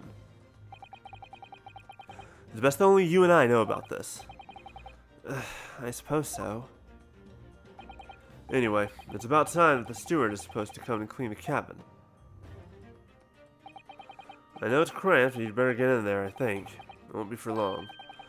Anyway, compared to hiding inside my traveling case, it'll be a breeze. Yes, but what if the steward decides to open the wardrobe for some reason? Then I'll be in for it. Stop worrying. I tell you what, why don't you write "keep out" or something on this piece of paper? What? Then I can stick it over the wardrobe doors once you're inside. I don't know.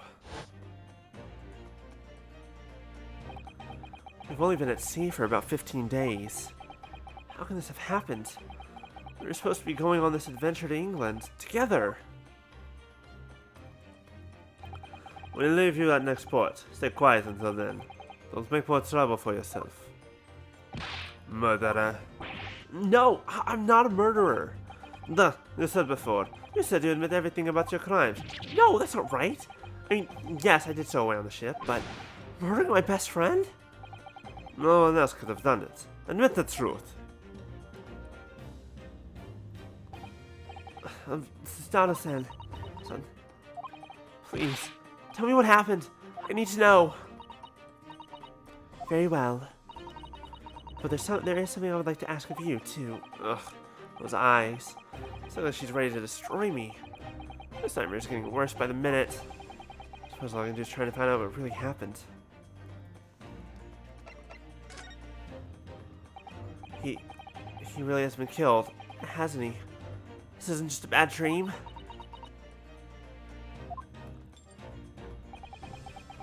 And these handcuffs. They think I did it? They think I'm Kazuma's killer? Well, they do always suspect the lovers first. When they found him, the cabin was locked from the inside. What do you mean? There's no access to the cabin via a porthole window, and the bolt on the door can't be operated from outside. In other words, after the crime, the culprit couldn't have escaped these four walls. What? Or, to put it another way, the culprit can only have been somebody inside this cabin. Or do you have some other explanation? Look in the top left of the screen. I see a vent. How big is that vent? It's impossible. How did he die then? What happened exactly? Are you still going to deny the charge, even despite the circumstances? Please, Susanoo-san, you have to tell me. The cause of death is still undetermined. They don't know how he died? The ship's doctor is examining the body, but of course has no post-mortem analysis experience. I don't suppose we shall learn more until an expert has been consulted at our next port of call. So presumably that means there are no obvious external signs of injury then? That's true, yes.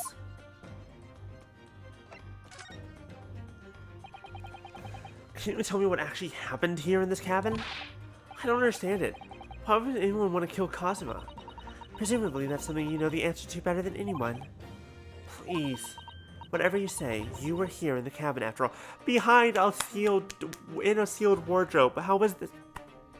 I was locked up. Like, obviously, yes, I could have gotten out myself, probably. But I had no way of sealing it. Dumb motherfuckers, all of you.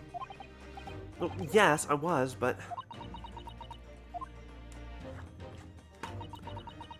he would always wake before dawn and do his training first thing in the morning.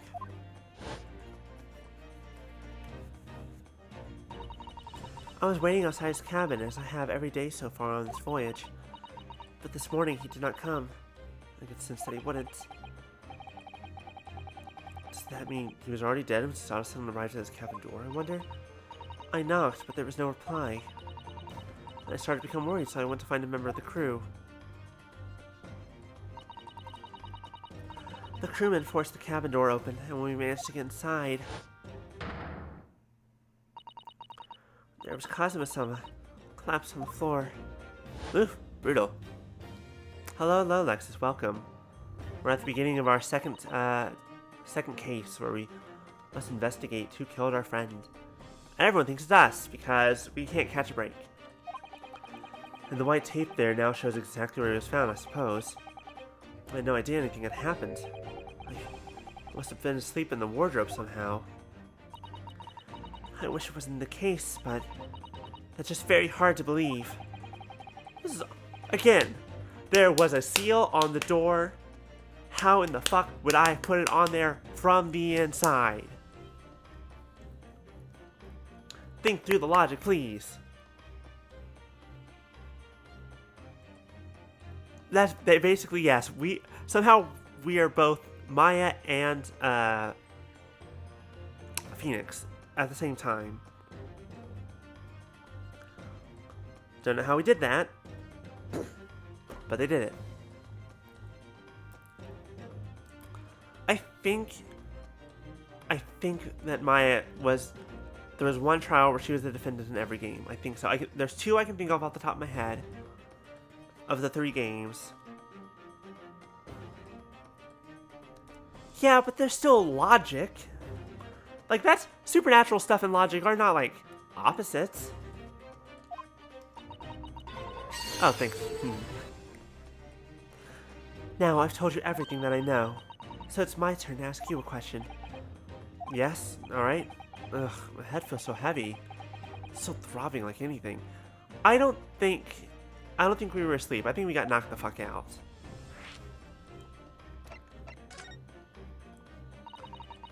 No, if you had seen it, it was literally, it was covering the crack. It was impossible for us to have put it there. Because it was... Why are you even on board the ship, Naruhodo-san? You said something before about being a stowaway, didn't you?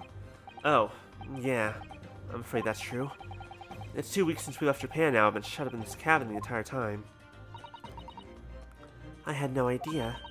But how she could have occupied Kazuma-sama's cabin for so long without him noticing.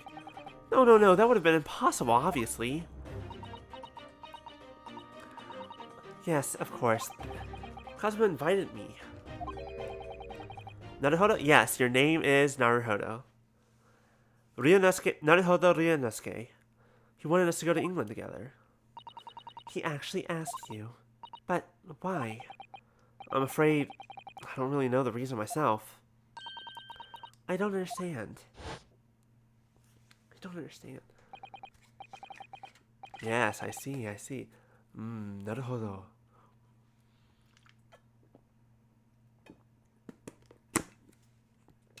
It's such a, it's such an on-the-nose kind of name. But, to be fair, welcome to Ace Attorney. Kazuma, why did you do that? Why do you want this? What's the real reason?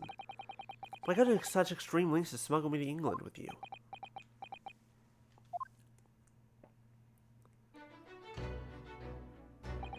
It's an idea that's been on my mind ever since the end of that incredible trial.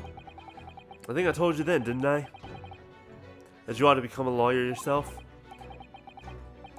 Well, yes, you did say that, but I didn't think you were serious. You have a talent for it, I can assure you of that. But I've never really thought about becoming a lawyer. Well, that's something you can decide for yourself. London is at the spearhead of cultural development. It's there over the world in many ways. There can't be any harm in seeing such an important place with your own eyes, can there? Well, no, definitely not. But on a personal level, if you were to become a lawyer, then... Then what? Nothing. Forget it. You're very mysterious all of a sudden, my dude. Kazuma-sama he was always saying the same thing. That he wanted to change the Japanese legal system. Perhaps he thought that he could do that with you. Yeah, maybe. Something's still bothering me a little. The look in his eyes, then. It was darker than I've ever seen it before. It's like he knew. Susato-san. I'm sorry that I kept it a secret from you. My stowing away on the ship, I mean. If I know Kazuma-sama, I expect he was trying to protect me. To avoid me becoming guilty by association. Nail, meat, coffin. Wait, no, that's not right. Hammer, meat, hat, nail. Whatever. Fuck. Shit. Hit the nail on the head. I was trying to say it in a different way, but fuck. That's exactly right, yes. Word perfect, in fact. That was when they're best friends. If you're not the culprit, then tell me. What happened last night here in this cabin? Well, the thing is, I don't really remember. Kazuma brought me something to eat, just like he always did. And then I got myself into that wardrobe over there, just like I always did. After that, I fell asleep. Well, yeah. So deeply that you didn't even stir when Kazuma-sama was killed. Well, yes. Look, his head is throbbing. He definitely got fucking whacked. I know it sounds unbelievable, really I do, but it's the truth. If I had woken up, then perhaps I wouldn't be in this predicament. And for some reason, my head's still throbbing like anything. Really? I wonder if Kazuma did something, put something in his food to knock him out. Was something wrong? Oh, no, it's... Please, forget it. Susato, this is important. If you have words, let me know them. Susato-san, you have to believe me. I didn't do it. I really don't want to doubt you. But the trouble is, there is no one else who could possibly have done this. Ugh. Kazuma, I don't understand. Why? Why did this have to happen? Ugh, I can't take this. Don't try to go anywhere. You're the perpetrator of this crime. No, I'm the suspect of the crime. There's a difference.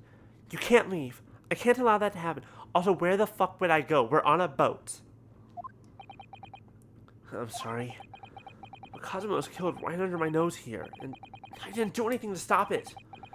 And I'm supposed to just sit around, hands tied, literally, while whoever did this walks free?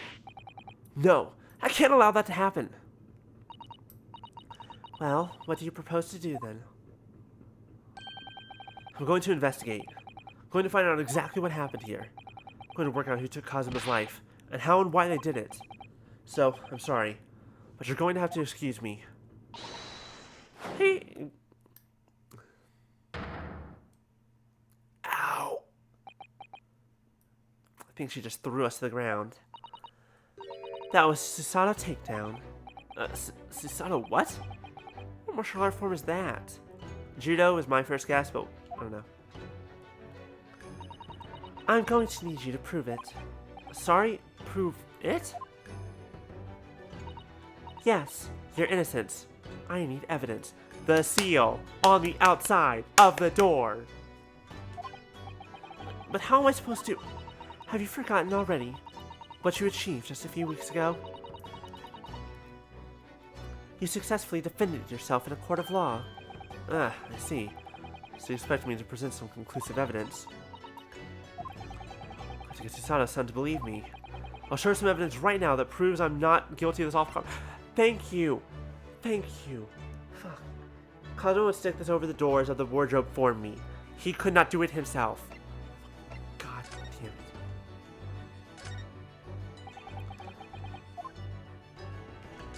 it. Look at how it's... You can see the remnants of the glue we used to stick this over the wardrobe doors.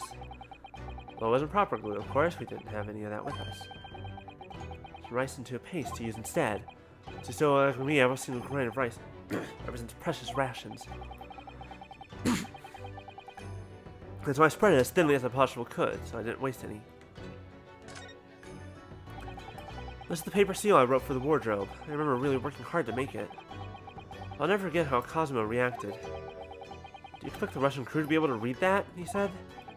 Still, I'm sure people would get the idea, even if they couldn't read it. So we used it anyway. And it worked. I don't know if the crew thought it was creepy or what, but no one opened the doors.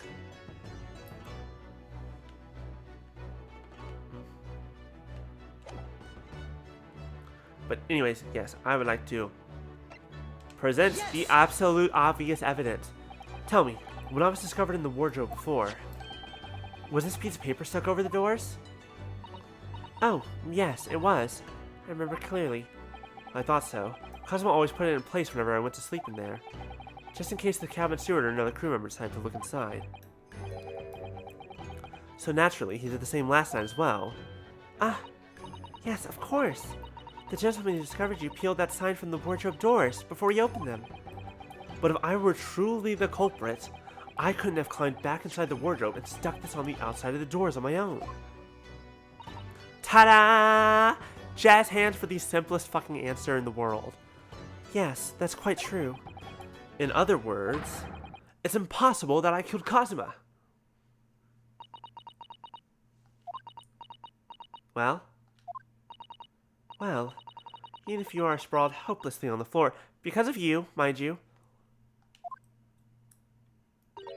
I can see why Kazuma-sama thought so highly of you. Thank you, Susato-san. Now do you think perhaps you could help me up? As much fun as it is to get thrown around by a cute woman, it also hurts down here. Well, in the light of that evidence, I don't see any reason why I should stop you from investigating in here at least. Thank you. So you finally believe me?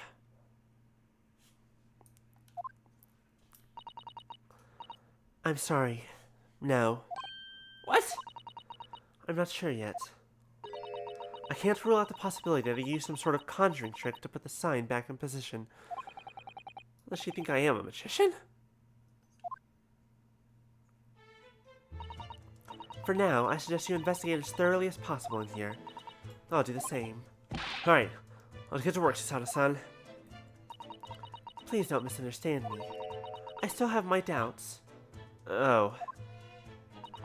I shall be watching you to make sure you do nothing that might disturb the crime scene. I wouldn't want you using your conjuring tricks to destroy evidence, for example.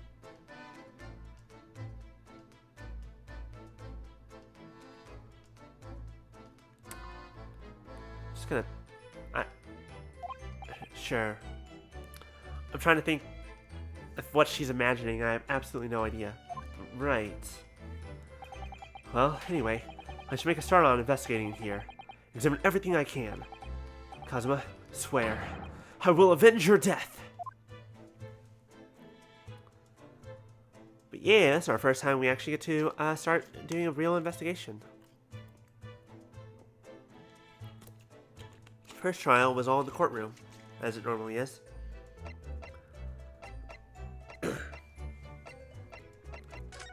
Converse. We already did all that.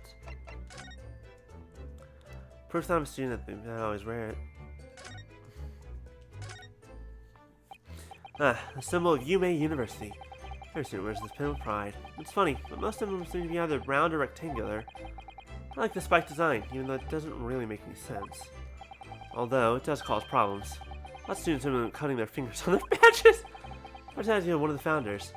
A sharp pin for a sharp mind or something? No. Oh. There's a number on the back. There's no student numbers engraved on the back. University. You may not come in, they say. Of course, you can get a new pin, maybe just tell them your number. I actually lost mine twice already, but I still don't know my student number by heart. Well, I say to myself, must forget to write it down somewhere. Then I forget not to forget that.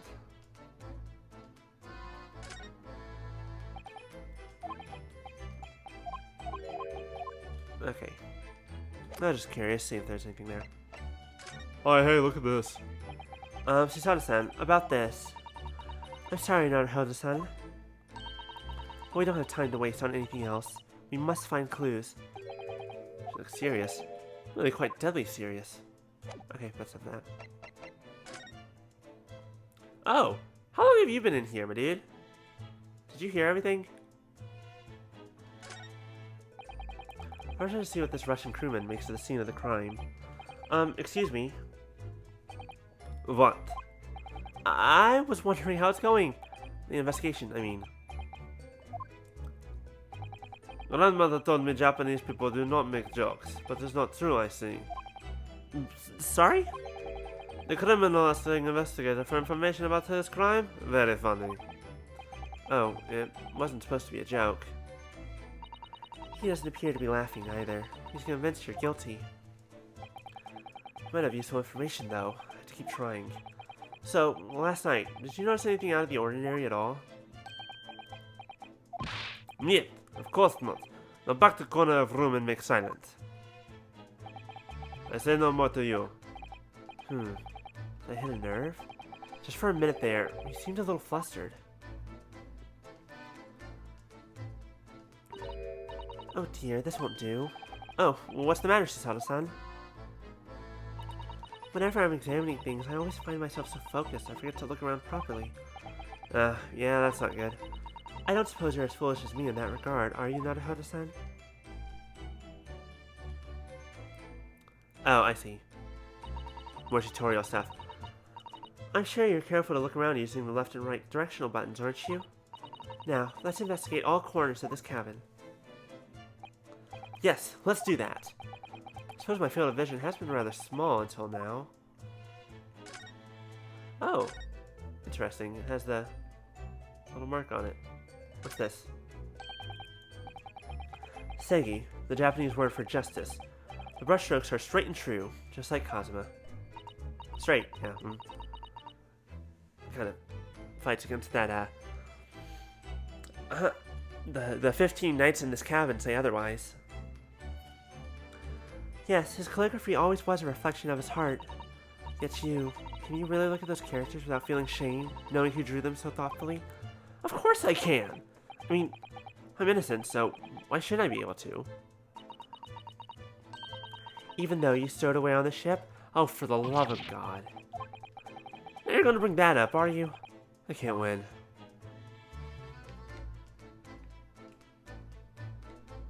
What the fuck is this? There's a knife and is that a turkey leg? That's my dinner from last night, a roast chicken. It was really tasty. Yes, it was very delicious, wasn't it? But, did you eat it on the floor here? Not a dog, Susato-san. And at the table, of course. Which begs the question of when and how the plate ended up on the floor. Fight! But Kazuma-san didn't like chicken at all, did he? No, that's right, so he didn't touch it. Which means all the more for me. No, does that mean poor Kazuma-sama spent his last night on Earth with an empty belly? It's just too horrible. Ugh, I suddenly have a guilty conscience and an achy stomach.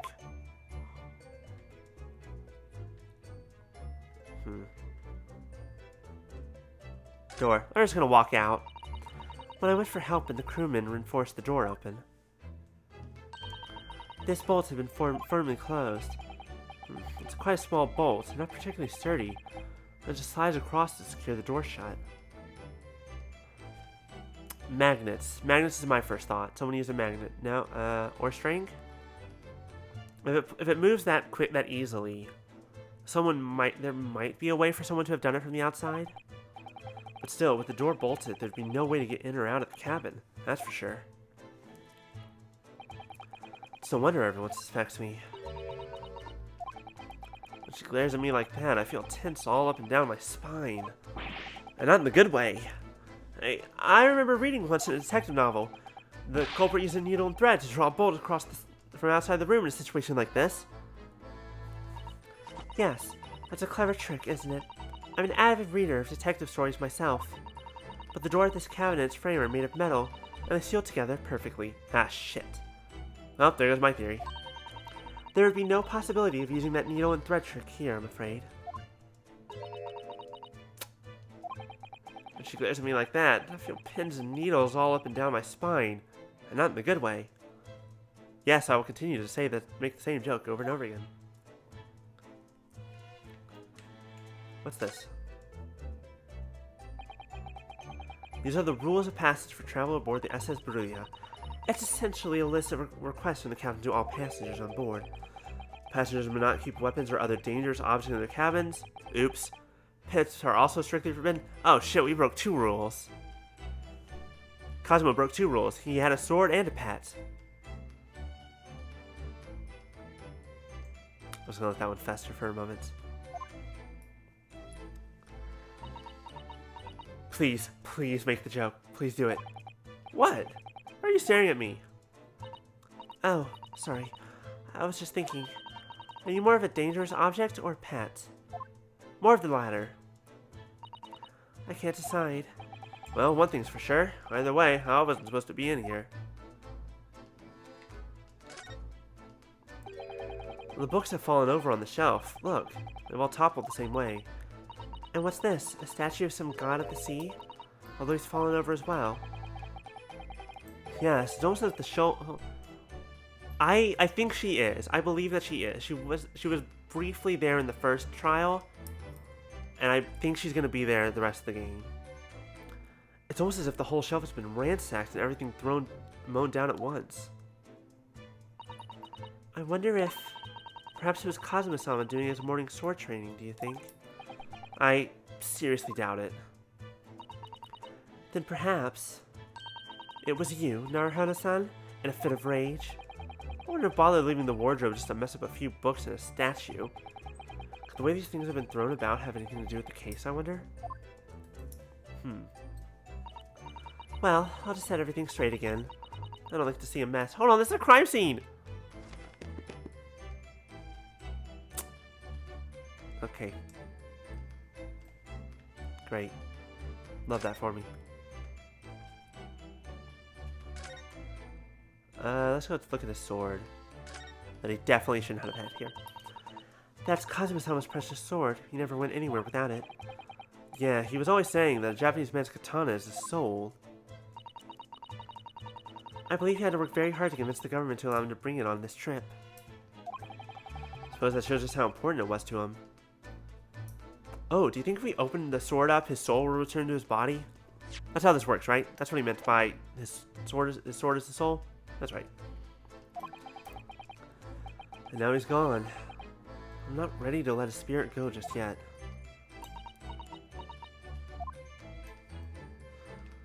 Let's inherit the sword. I want to take it.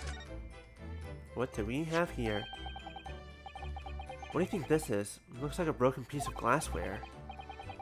Whatever the thing was, it appears to have been broken clean in 2. Well, not that clean. The glass is such a beautiful color. It looks like a cute little Let's stick a fastener from a kimono outfit. I'm not sure that sounds like Kozuma. He would have secretly carried a cute little trinket like this around with him, would he? And the mark beside it. What is it, I wonder? It has a sort of brick-like hue. It looks like a scuff mark. Yes, you're right. This is the color of brick, isn't it? Even though I don't see anything of the same color anywhere else in the cabin. Did Cosmo write that before he died? It looks like it's written in ink. He must have knocked the ink pot from the desk when he collapsed on the floor. Then I suppose he wrote this message by dipping his finger in the spillage. Poor Kazuma-sama. No doubt he was in terrible pain. It's almost unbearable to imagine it. Other option, now that I think about it, he had no external wounds. We literally just dealt with this. Motherfucker could have been poisoned. Then we wouldn't need someone to be in the room with us.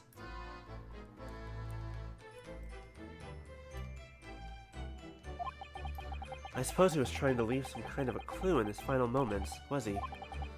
I'm sorry, partner, but I can't read your writing. I don't think that's Japanese, Naruhodo-san. What? Then what language is it?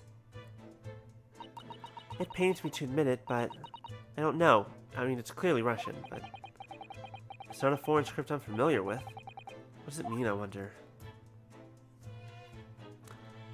Can we ask you what it means? Especially with this Russian crewmate makes it the scene of the crime. No. no, we're just gonna... Nothing new. I didn't really expect anything new, but... You know, figured I would try. That's a very large traveling case, isn't it? Yes, it carries a lot of memories for me. Memories? What do you mean? Well, that's actually how I stowed away on this vessel. I was brought on board inside that case. Ah, yes. I see it says "this way up" in Japanese. Which, in hindsight, I should have realized the foreign crewman wouldn't be able to read. I was turned over and over and over, and then I was tossed on the floor in here. Oh dear. Being a stowaway isn't as romantic as it sounds. It sounded okay. Well, it was less painful than a Susanoo takedown.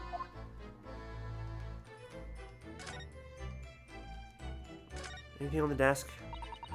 This is where dear Kazuma-sama would have sat whenever he was writing. London Diary. Poor Kazuma. Didn't even make it to his destination. It looks as though the last entry is incomplete. Which means, what? He was in the middle of writing it when the incident happened? Okay.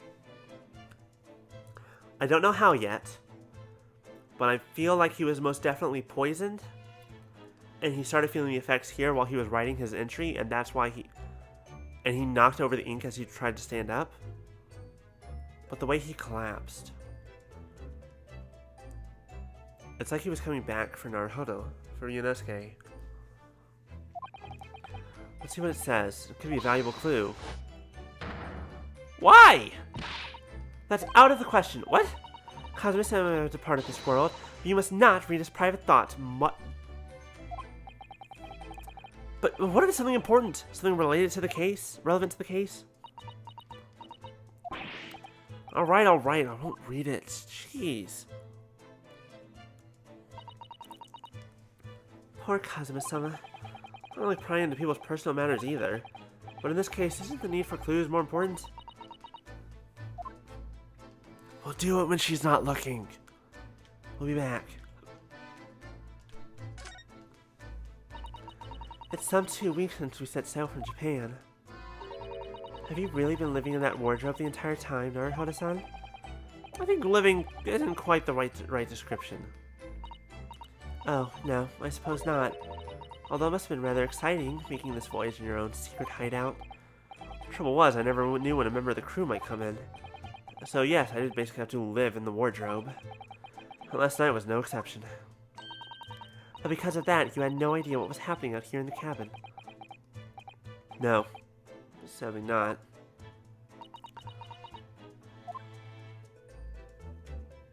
Right here, I need to know about this vent. I think that's some kind of opening for a ventilator. A hole through which fresh air can circulate into the cabin. Isn't that a little odd? What do you mean? Well, this ventilator, if that's what it is, looks like it must connect to the next door cabin. Who's next door? Yes, it would appear to, you're right. But if its purpose is to allow fresh air into the room, surely it would connect. I have an idea. Okay. What if poison gas? That's my new theory. And that also explains why Ryunosuke has a headache, why his head is throbbing. Because in the wardrobe, lucky he didn't quite get the full brunt of it, but he's been poisoned, let's put it that way. And so, Kazuma died from inhaling a lot of it. And that's where, and then it cleared out at some point. That's true. Perhaps so that rain and spray don't find their way in when the seas are rough, or something like that? I suppose. Maybe that's it.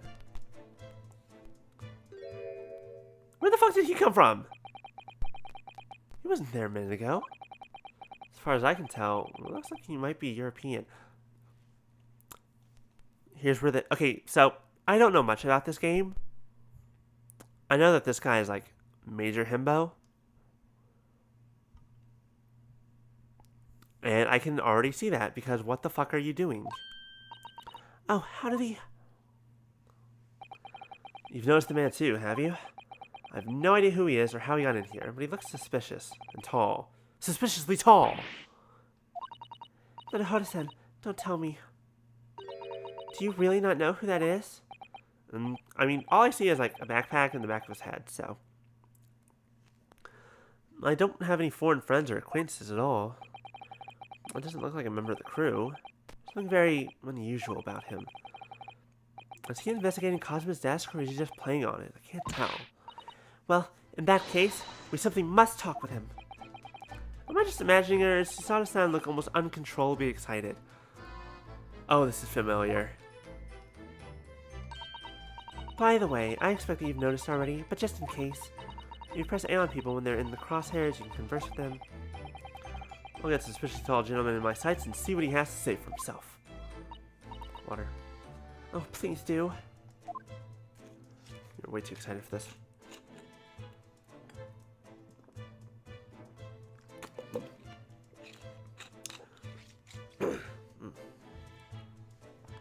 But before we get to that...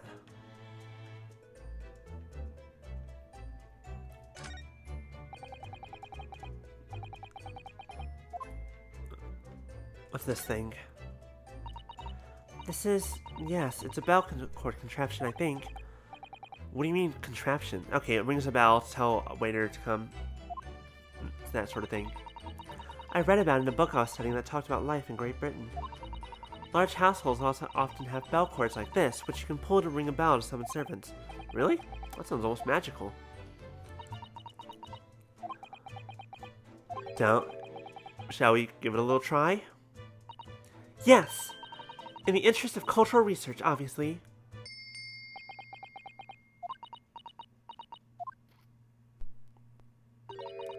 I suppose nobody comes for lowly Japanese people.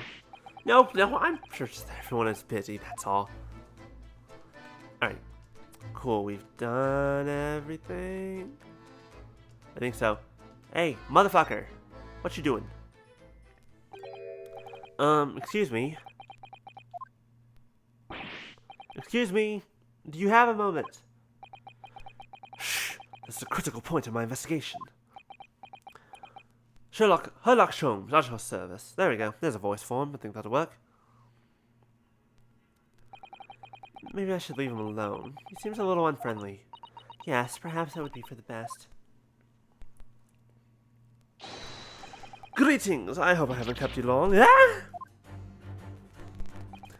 What exactly were you doing on Cosmo's desk just now?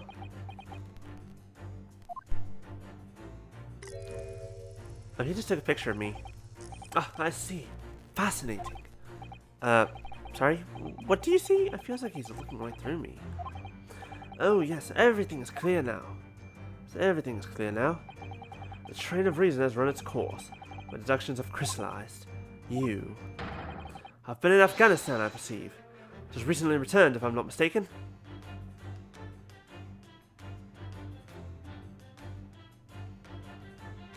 My name is not Dr. Watson. He's dead. Sorry? What? And now, whilst venturing towards foreign climate, you find yourself in a most troubling predicament. Oh, well, not that much here at least. But how? How the deuce did I know that, perhaps? It was really a most elementary deduction. I'll live with explaining. Have you perhaps managed to deduce anything else? But of course, a great many things. There is no mystery, my dear madam. For example, you have fled your native land of Russia, being as you are, a merciless revolutionary.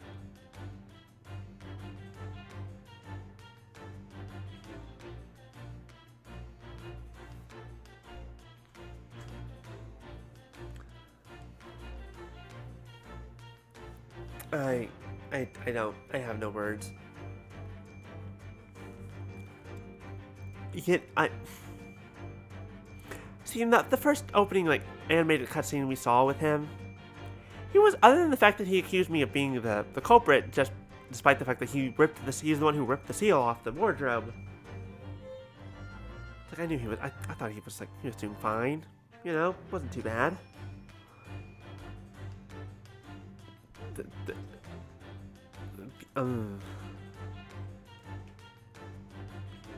Give my glasses back. I'm trying to. There we go. You have 16 victims of assassination in your wake, and now they travel to England to blow up the Crystal Tower. What? And when the beribboned occupants of this very cabin discovered your identity, you ended his life too. Yes, I believe that summarizes the facts beautifully. No need to hide the truth now. Nothing deceives these eyes.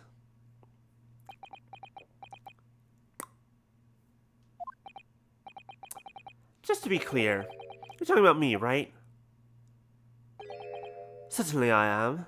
Do you see another in this cabin who fits the bill? A Russian assassin with 16 victims to his name. Do I look Russian to you? What about the Japanese man looks Russian to you? I don't even see one person who fits the bill. So it's true. It was you who did this to Kazuma-sama. What? And you're plotting a revolution too. Motherfucker. It's shameful behavior, Naruto-san. Absolutely wicked. Maya went back in time just to slap me across the face with this logic. What? No, listen. There's no way I... Oh, god damn it. Ow. Can you stop doing that? I think you're gonna break my neck here one of these days. Now explain yourself. Tell me everything. This is ridiculous.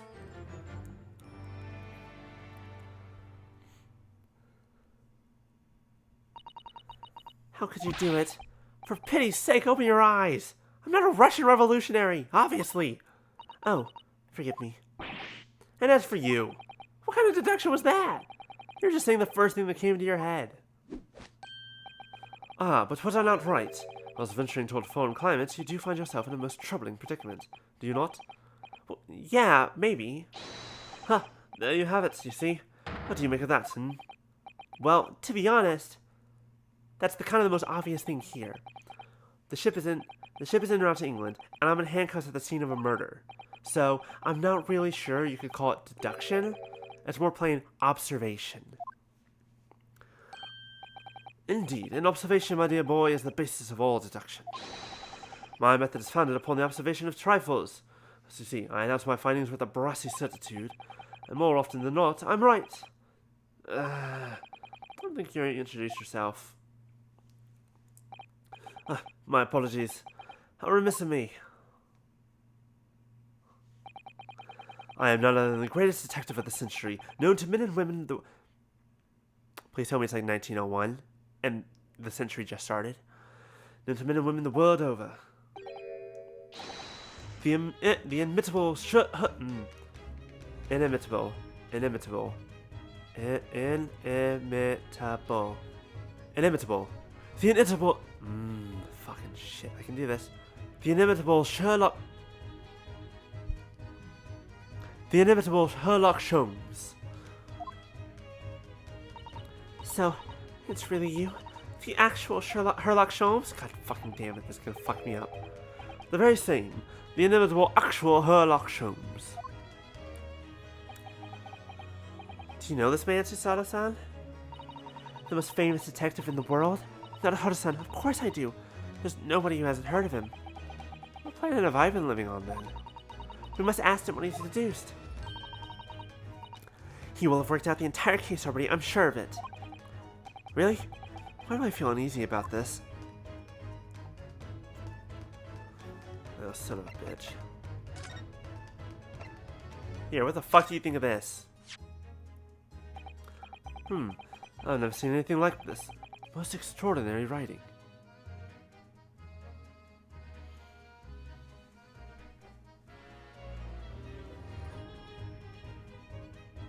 I hate this man. I hate this idiot. He said the same earlier this morning, I think. Indeed. But it's uncommon as to so remarkable, I felt the need to say it's new. Yes, I do believe. These characters may be crude attempts at a Japanese script. Crude? What? Mr. Naruhodo, I don't like to be the one to tell you this, but think Mr. Sholmes is trying to say that your handwriting is a little untidy. Are you making fun of me?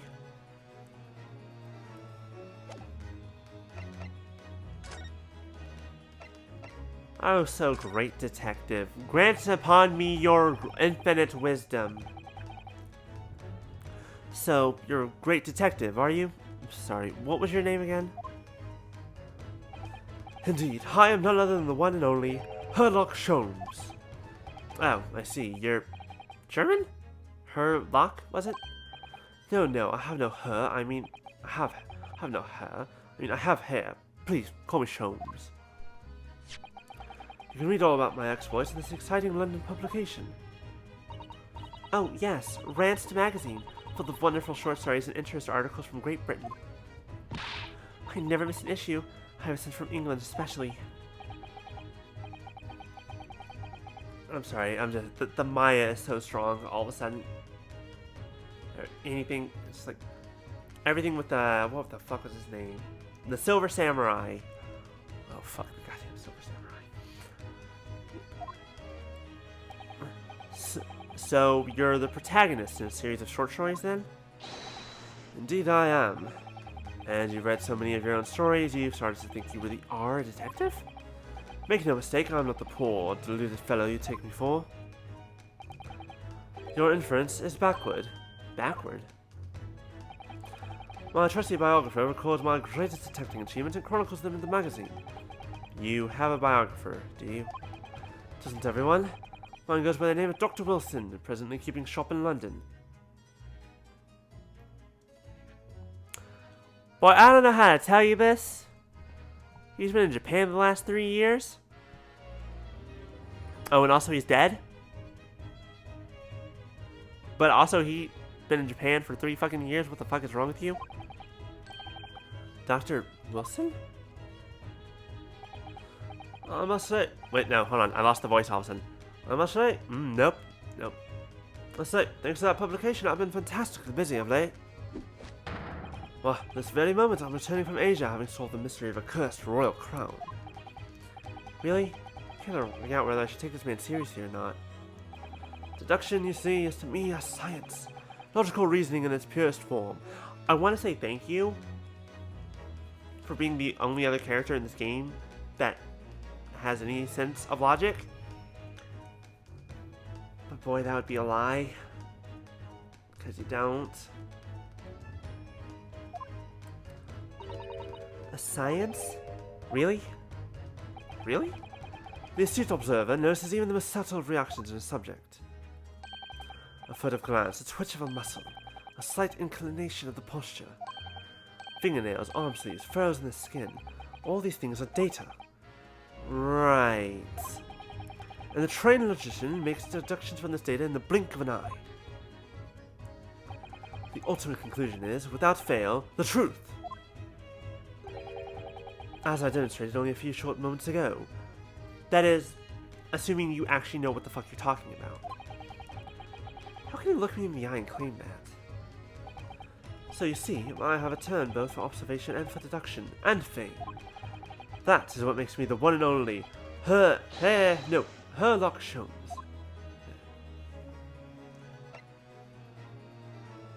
This man's gonna be the death of me. Both of them. Gonna give me a heart attack. Just, there's so much stupid in the room, my heart's just gonna stop working. Have you managed to deduce anything about this particular case yet? Have I managed to deduce anything, my dear fellow? Who do you suppose discovered the culprit in his most cunning hiding place?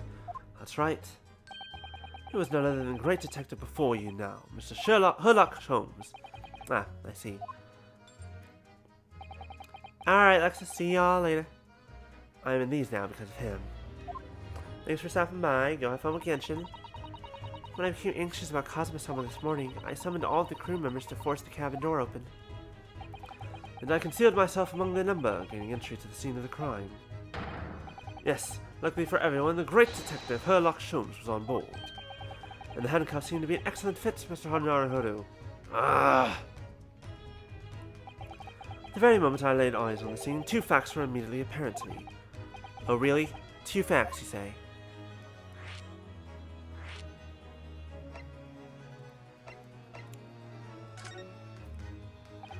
Can we talk about your introduction before? The things you concluded about me, I mean. The now famously accurate, troubling predicament you find yourself in. Actually, it was the other details that I was more hoping to discuss. You know, the merciless Russian revolutionary and assassin of 16 part. Oh yes, the more sordid details. It was a fairly commonplace deduction. Here we have this morning's paper. The main headline reads,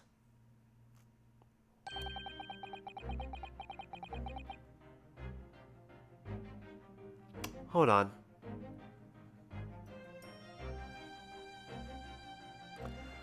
Revolutionary, violent Bolshevik. Yeah, I think I actually said that right. Violent Bolshevik flees Russia via Shanghai. This vessel made a port call at Shanghai yesterday, and last night the young Russian was murdered. Since when was Cosimo Russian? It sounds like Mr. Jones concluded he was Russian because of what Cosimo wrote on the floor. It was a simple act of reasoning to realize that the culprit of the crime was the same merciless revolutionary. One who would kill the very man who hoped him to escape after his true identity was discovered. Yes, you, violent Bolshevik. I think he's blind. Right? Like, that's the only option, right? He's gotta be blind. 100%. He called Cosimo Russian. He called me Russian. He thinks I look like... I'm out of my fucking mind. No. How can it be me? I don't look anything like this man. Just look at his face. Well, you are a fearsome revolutionary after all. Therefore, you have no doubt learned to revolutionize your appearance as well. Oh, please. And I might add, your name does not appear on the ship's passengers list. Need I say more? Okay, that's another matter altogether. What about the other details? The 16 victims of assassination and blowing up the Crystal Tower? Oh yes, the journalist clearly interviewed the man and printed all these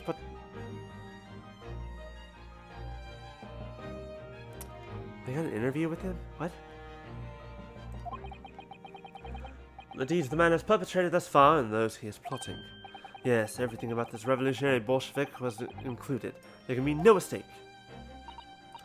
Do revolutionaries usually agree to interviews with newspaper reporters? I wonder... In this world? Maybe. Who knows? Things are weird. What about the part where you said I was just returning from Afghanistan? Also quite clearly stated here in the article. Bolshevik has recently turned after a period of subversive activities in a war-torn region of Afghanistan. Where even is it anyways? This Afghanistan place. Here, take the paper for yourself. There's a little memento of this great deduction. Thank you? Fuck you? Thank you? I absorbed all this that is of interest to me within its pages, but I see no rubbish bin nearby.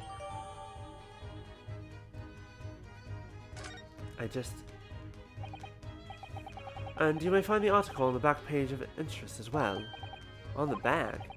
Cast your eye over it sometime if the interest takes you, though you may need someone to interpret. It's all written in Russian. I can't hope to read it. I suppose it wouldn't hurt to glance at the article. Maybe there might be a picture or two.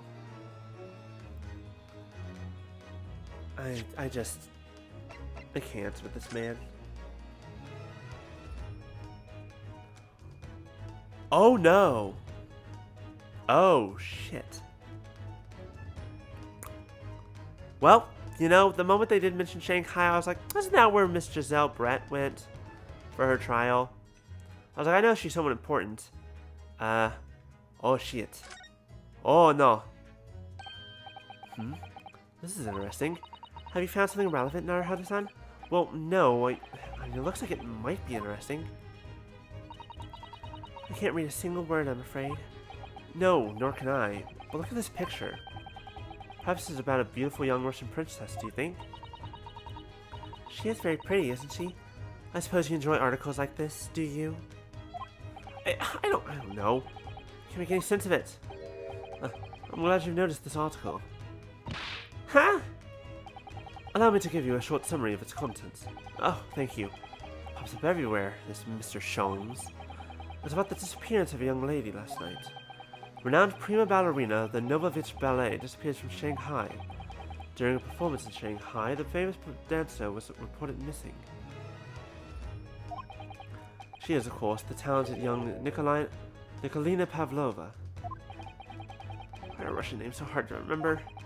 It would appear the woman was in costume when she was found to be missing from the dressing room, wearing the diamond tiara you see pictured, which is worth some 20,000 rubles. Oh, how much is 20,000 rubles? I have no idea, but I'm quite sure it must be an unbelievable sum of money. Sarason's eyes are shining like diamonds themselves. The tiara is the property of the Novovich Ballet. It seems the director is beside herself with worry. Yeah, I'm not surprised. The company is most anxious to recover both Miss Pavlova and the valuable tiara. They've requested international assistance at all ports with sailings to Great Britain. Could this be another case of a Russian fleeing his or her country? It does seem to be the Russian thing to do. I'm not even going to dignify that with a response, Mr. Naruhodo. Keep that in mind. That'll be important for later. I just need to stretch again real fast. Maybe it's not Miss Bell? Miss Brett, I mean?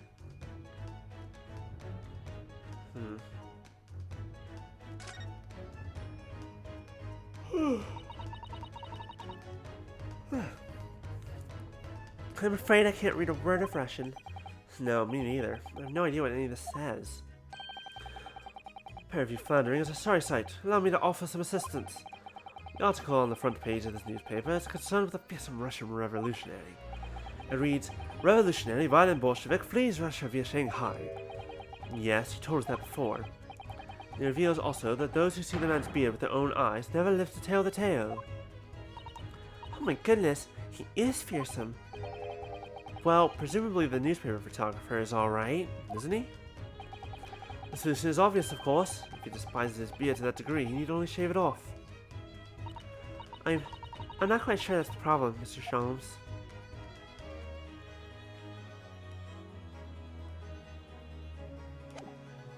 Okay, that was not super helpful.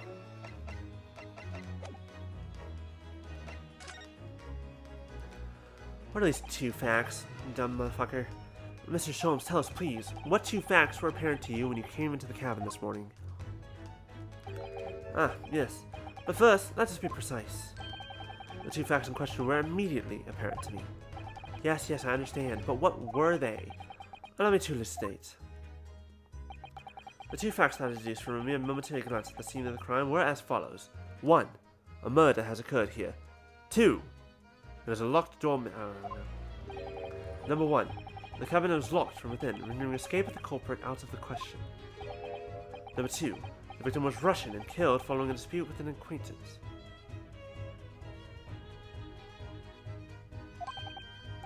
Hold on, Mr. Sholmes. What makes you think the victim was Russian? Observe the dying message left by the victim on the floor. I'm not even gonna try. That is the Russian word for what? Oh, that's a problem. Do you really think Cosmostone could have left a dying message in Russian? I don't think he knew Russian, actually. In their final moments, many find their native tongue filling their head. Yes, among men in Russia.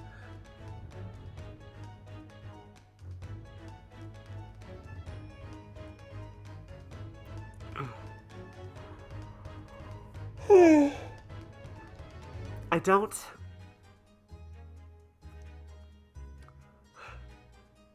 Okay.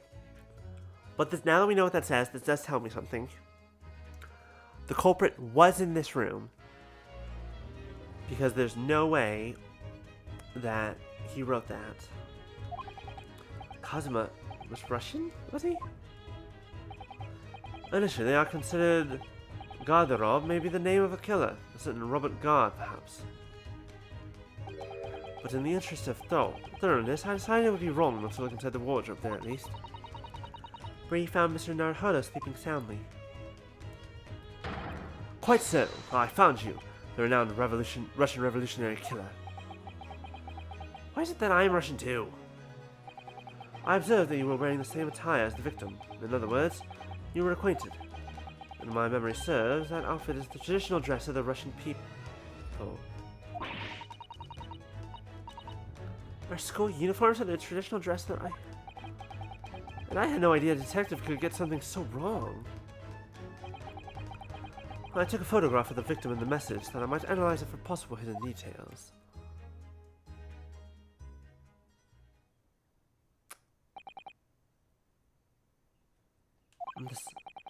This was taken immediately after the young man was discovered, before the body was removed.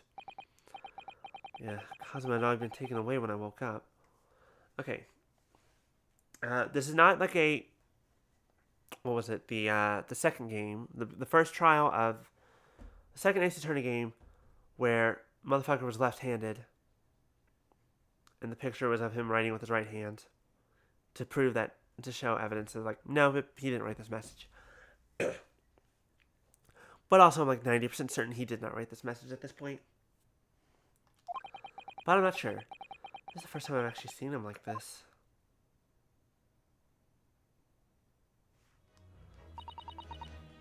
Are you alright, Mr. Naruto? Oh, yes, thank you.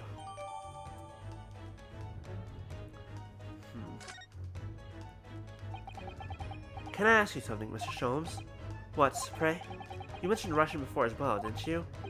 But, you know, when you said I was a fearsome revolutionary feeling from Russia and all that... Oh, yes, the train of reasoning that led me to the truth. Would you mind explaining that train of reasoning to me, do you think? Certainly, if it interests you. How many times... I'm not Russian, and I don't speak Russian!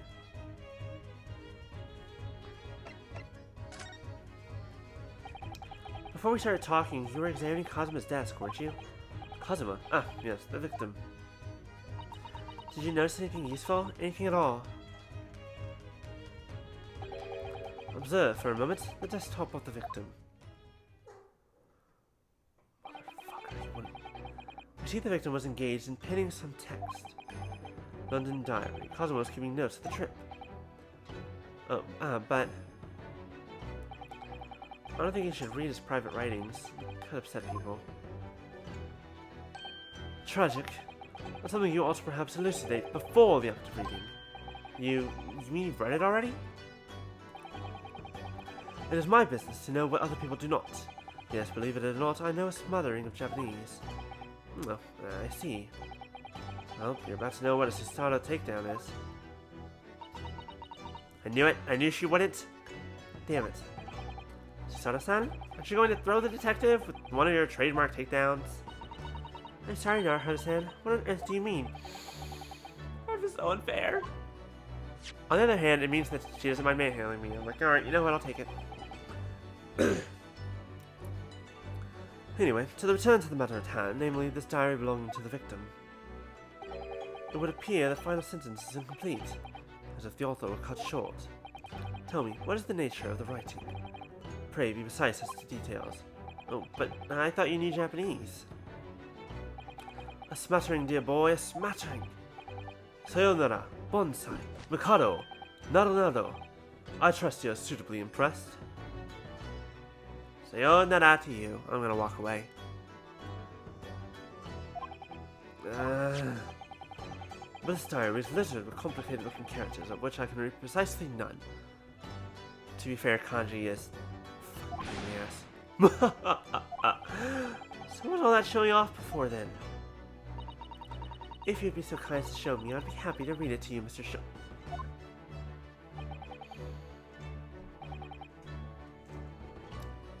I thought you were one of the sensible ones. I'm much obliged, dear madam. The final entry here in Cosmo-sama's diary consists of just 2 short sentences. The first reads, 1:23 a.m. I can hear a faint whistling sound. A whistling sound? Air. Gas. Unnoticeable, possibly a kind that has no visual detection or no odor. These are very deep waters. Pray, go on.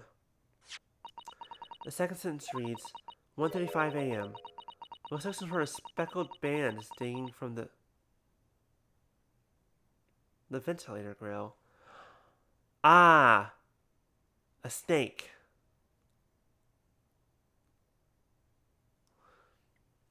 A snake killed him, and it went through the vent. Okay.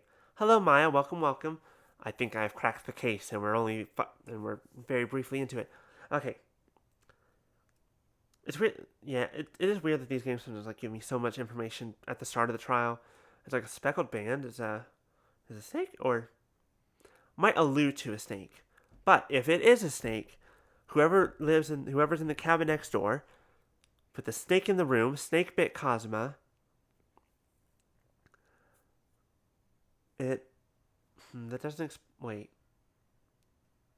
He might have wrestled with the snake, which is why the shelves were messed up and all the stuff over there is broken. Yeah, because there was a struggle in here. I believe the culprit was a snake. A speckled band? What on earth does that mean? I have no idea. I've never heard that expression before. Yep, a speckled band dangling from the ventilator grill. Snake. The ventilator grill, you say? I was presumably referring to the lattice there on the wall, which connects to the adjoining cabin. Yeah, the adjoining cabin. Kazuma's diary has been added. Okay. I've already solved the case. I figured it out. So, I believe I've given you enough to consider, for the time being at least. Do you have somewhere to go? As it happened, the victim's writings in his diary have piqued my interest. The matter warrants further investigation, I believe. But if I'm still too long, the seasickness take hold. Oh, I suppose. You're thinking of investigating the cabin next door, which the ventilator connects to? Great detectives are a curious breed. Our minds rebel at stagnation. We crave mental exhilaration. So yes, I intend to investigate. Hence the truth will become clear soon enough. Think perhaps that we could go with you? No, that would be somewhat complicated. What? But why? A simple glance at your wrist should reveal the answer. Oh, right. Got so used to them, you just kind of forget they're there. Oh, please. After all, you're the prime suspect in this matter. No? There's no point trying to turn it into a question. You're the one who decided I was the culprit in the first place. Whatever do you mean? I have no recollection of naming you as the culprit at any point.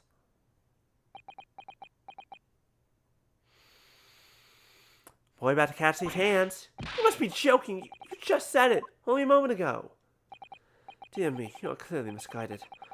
I would have no cause to say such a thing. Well, actually, Mr. Sholmes, I did hear you say that too. Thank you for being on my side. You're quite sure. Oh, that's very strange. I wouldn't have said you had the face of a criminal, you know. The face of... You called me a Russian revolutionary! So what, were you looking at my knees before? Great detective you are. Well, anyway, that was then and this is now. What do you mean? What I mean, sir, is this. If you are the culprit, then you must play the part more convincingly. Roll over and accept your fate. What the fuck? I hate this man. You're just being plain rude. Maya, I'm surrounded by idiots. Please send help. And off he goes, having just laughed in my face. His sense of humor is as twisted as his name. Naruhodo-san, what are you just standing there for? Huh? You must go and investigate the cabin next door as well. Aren't you forgetting something? What about these? So wait, I can... Yeah. Why? After Kazuma's moment, spent his dying moment struggling to leave us a clue, you're willing to give up? You're going to roll over and accept your fate? Ugh, as if you gave me any choice in the rolling over part.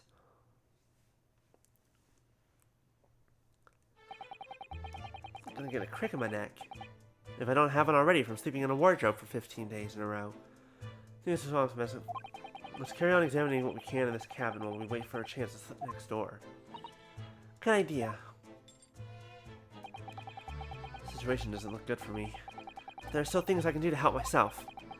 I owe it to Kazuma to do everything I can to find a way out of this. And bring the real culprit to justice. that?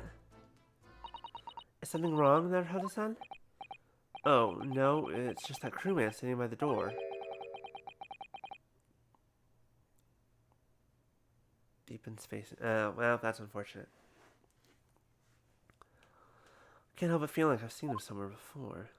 No! No! Hello, Inspector Hosonaga. I can see him from here. Excuse me, sir. Fucking son of a... Yes, what can I do for you? Motherfucking god. And he's still making the same pose. I recognize that face, but it can't be. Okay, now I understand this. The coughing thing is the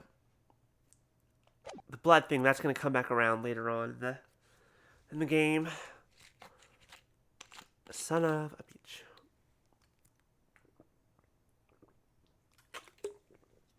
Ugh. Oh. Oh my god. Hosonaga, what the fuck are you doing here? I didn't know you were here, Inspector Hosonaga. Also, yeah. Just... Hello again. What are you doing here? I think that should be my line. I was so stunned when I saw you, my heart stopped. Nearly stopped, I hope. I received some special orders to go undercover as a member of the crew and board the ship. Again? You certainly seem to enjoy undercover work, Inspector. If there's anything I can do to help you, please ask. I never expected to see this man on board. Perhaps his presence can help me out of this hopeless situation.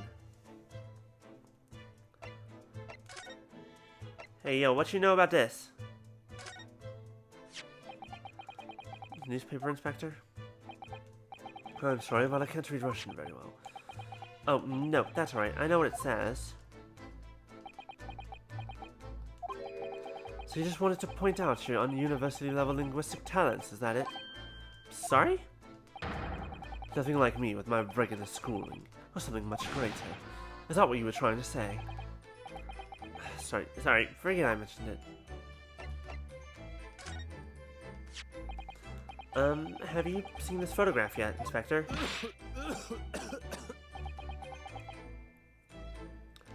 We're gonna have to fix that cough of yours. Oh dear, are you alright, Inspector? Like, trust me, I know a thing or two about having a bad cough. That's a bad cough. Yes, sorry, I'm fine. I was hoping to hide my upset with a fit of coughing and spluttering. I'm usually very good at it. While trying to stifle my feelings, stifled my cough this time. It's all so sad. I saw you son of such a promising young man. The Empire had such high hopes for him. I had such high hopes for him. I'm just a detective. We're all going to miss you, Kazuma. Second case is always the friend dying. The mentor friend dying. It's like, no! What's that? It's Kazuma's diary. Just before he died, Kazuma someone wrote something rather strange in his diary. Strange? In what way? He wrote, what looks like some kind of speckled band is dangling from the ventilator grill. A speckled band? That is strange. Yeah, we're still trying to figure out what he meant by that, but what I'd like to know is... Don't tell me. The ventilator, is it? You're very astute, Inspector. That ventilator clearly joins to the next door cabin. That's right, so if we could investigate in there, we might be able to work out what the speckled band was. Alright then.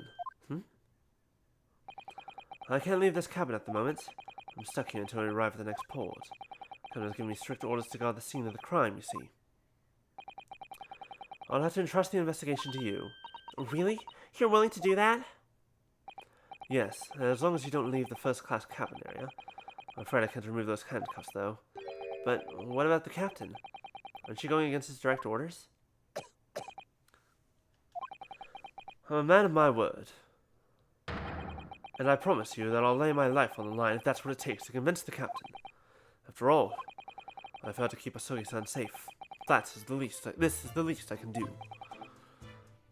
Okay, you're a bit of a fool sometimes, but I like you. Thank you. Let's seize the moment then, Naruto-san. Just like move and we can leave this cabin at last.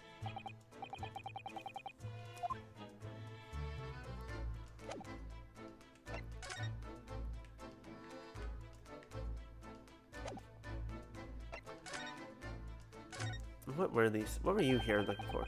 So, what are your special orders this time, Inspector? Yes, and why are you dressed as a member of the crew?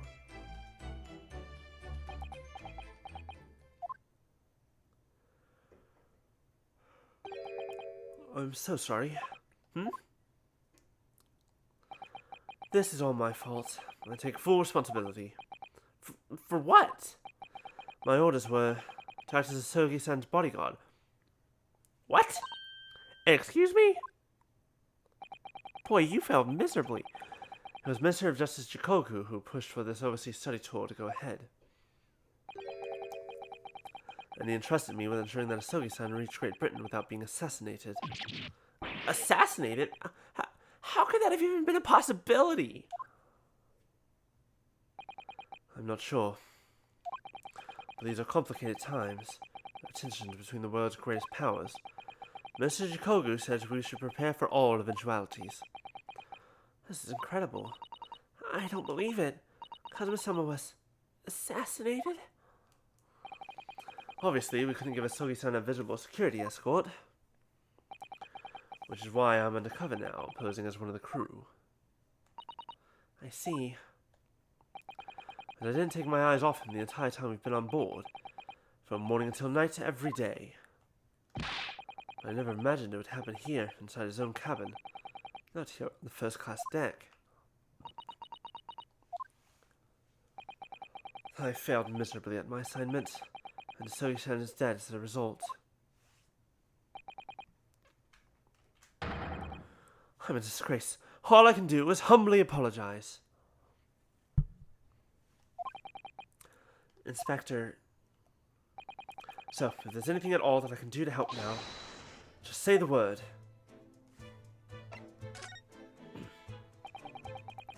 I can't leave this cabin at the moment. I'm stuck here until we arrive at the next port. The captain has given me strict orders to guard the scene of the crime, you see. I'll have to entrust this investigation to you. Really? You're willing to do that?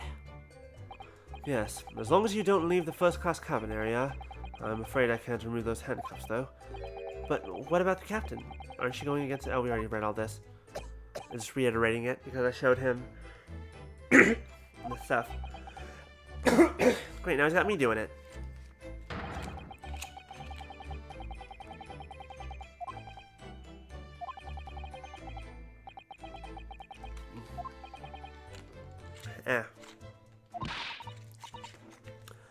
Let's seize the moment. Okay.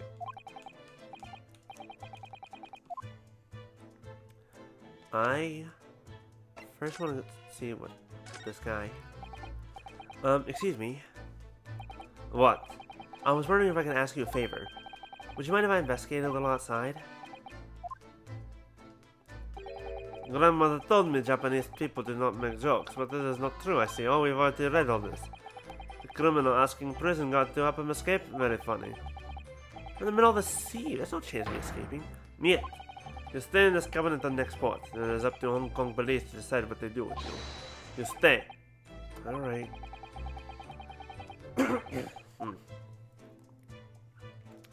Luckily, we don't need his approval.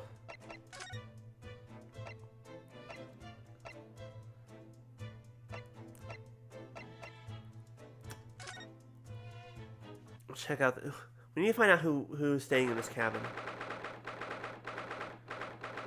SS Birdia. First class cabin passageway. Ooh, we were living it up in style. Well, sort of. Oof. I'm finally out of that cabin. Huzzah! Hold his hands up. Oh, right. I'm still handcuffed. Shit. You ever wake up after a night of passion and realize that you lost the keys to your handcuffs? And the unfortunate part, it's not that they weren't the fuzzy kind. Unfortunate. I have to admit, this isn't quite what I was expecting. It's less spacious out here than I thought it would be. This was a luxurious accommodation. Yes, indeed. Kazuma-san was being sent on this study tour by the government. That's why he was being put up in a first-class cabin. Even still, this is about twice as large as my accommodation in steerage. Really? That must be awful. Oh, look over there. There's another crewman keeping watch. And he looks enormous, even if he's sitting down. The door next to him leads to the second-class accommodation. I suppose he's making sure that no one comes in here who shouldn't. I suppose. Like people in handcuffs, for example? Heh. Naruhodo-san, you look like a little boy visiting a toy shop for the first time. I thought you'd be used to this ship by now. We've been at sea for 2 weeks already. Well, yes, I know. But the thing is, I was inside Kazuma's trunk when I first came aboard. And ever since then, I've been shut up inside that little wardrobe. It must have been a very trying time for you. Yeah. Please, don't give me that pitying look.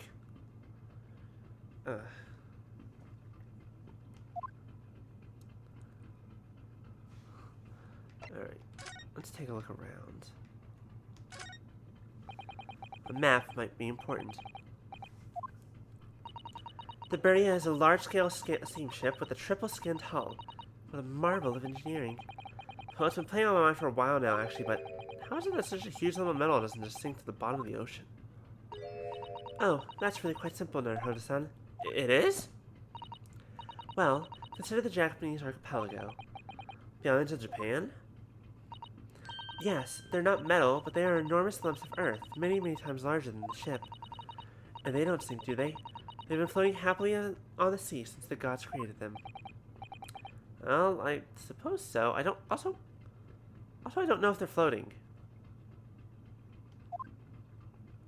I don't know if those islands are floating or if they're just... what's the word I'm thinking of? If they're like, you know, there's... they're out of the ground, you know, that's how that works. Ah, a trap for catching mice. Yeah, yes, we have plenty of those back home in Japan. Although I seem to be using a lump of chalk or something as bait. Let me see. Yes, I think that's what it's called. Cheese. It's made from the milk of cows. Cheese? I wonder what that tastes like.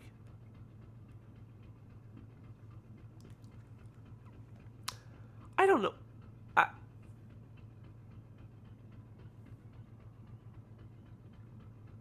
Are there cows in Japan?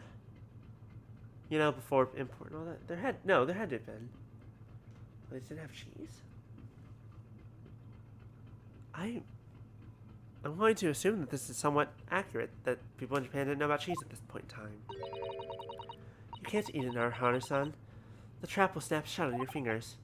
Really? But, I suppose you're right. You weren't actually going to try it, were you? All I've had to eat for the past couple of weeks is Kazuma's leftovers. I don't know how hungry I've been in that wardrobe. Poor you. I'll find a little snack for you later. I'll find you a snack fit for a mouse. Oh, here, there's some right here. Come, try this. Snaps my fingers purposefully on the thing. First class cabin number 1. Not our cabin. It's Kazuma-sama's. Sorry? Your accommodation is confined to the wardrobe inside the cabin. You know how to make a stowaway feel small, don't you? Small as the wardrobe I've been calling home. If you believe hard enough, there's a whole nother world back there. These cabins are the finest on the ship. My own cabin in steerage is number 539, by the way. 500... How many cabins are there? The answer is a lot, by the way. What do you think this is? It's a very pleasing shape, isn't it? That's the emergency alarm. It's probably best not to touch it. Oh, an alarm. It says, press only in times of emergency. Looks as though it sets alarm bells ringing all over the ship and brings the vessel to a complete stop. Oh, this I have to say. What are you doing there, Naruhodo-san? You mustn't touch it. But this is an emergency situation. Just look at these handcuffs. You know full well that's not what the alarm is for. If you were to bring this vessel to a standstill for no good reason, you'd be in an even worse situation. I wish everything would just stop. The ship included. If you have to do something foolish, at least make it something that doesn't affect anyone else. That's mood. That's fair.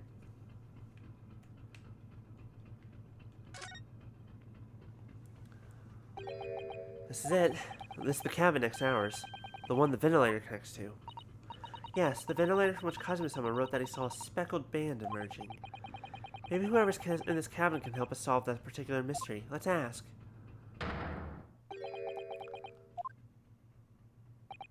Oh, excuse me, we, need to get inside that cabin there. Man, a few words, I respect that. The sailor's eye speaks volume. They're clearly saying, keep out. That's probably what all this time we put over the wardrobe doors. Well, this man's version is definitely more effective. It doesn't look like he's going to let us pass. That's a problem.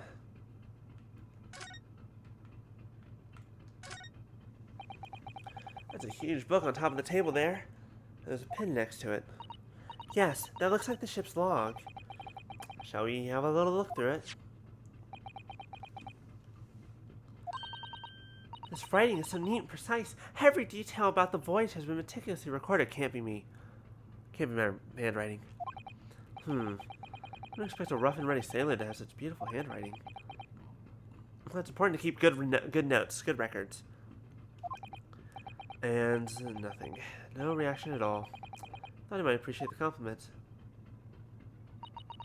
I'm not sure that rough and ready is much of a compliment, Naruhodo-san, even to a sailor. Anyway, last night's log is mostly blank. Presumably that means there is nothing to report. Or cover up. Someone erased something. Or purposely avoided something. Excuse me, but can I ask you something? You is the stowaway murderer. That wasn't a good start, was it? Alright, let me try instead. Good day, Mr. Sailor. I'm so sorry to trouble you, but can I perhaps ask something of you? You is the third-class lady's maid. Oh, what the fuck? That was so rude. Oh. She just caught the sailor on a bad day, Sato-san. I am not sailor. My mother gave me a name. I am senior crewman Biff Stroganoff.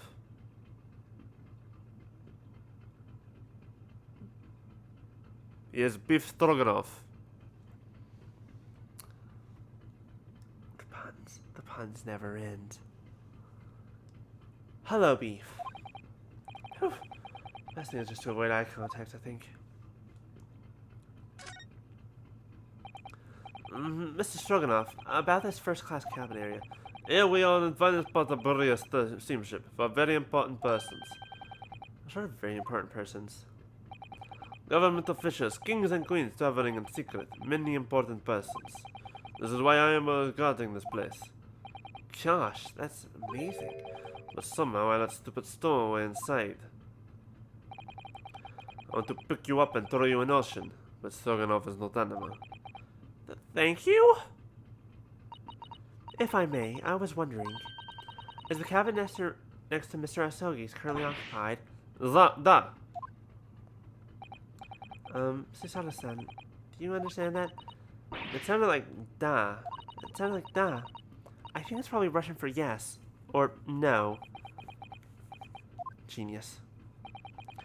It is not permitted to visit the cabins without invitation.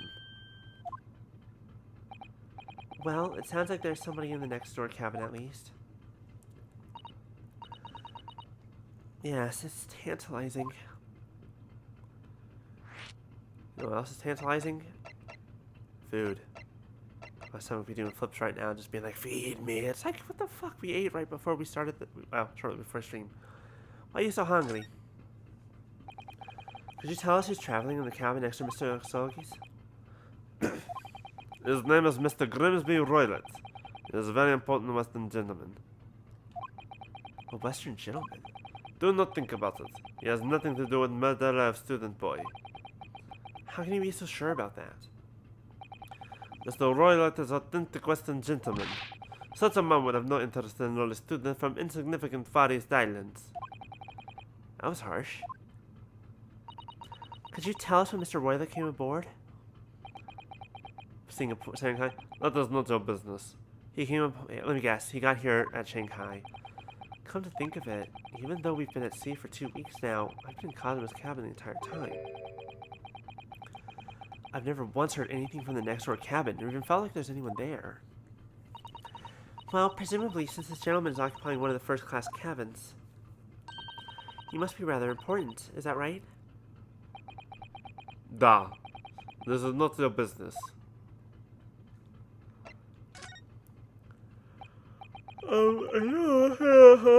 Seaman strong enough? Da. All the time. So criminals like you cannot come in or get out. I wonder, could you tell us anything about last night at all? It is sad about student boy. Were you on watch last night as well? Of course. And did you notice anything at the time? Anything unusual? Hit! Susato-san, did you understand that? It was clearly a no. I saw nothing unusual, nothing at all. And you didn't hear many strange noises or sense anything was wrong in some way? I said no.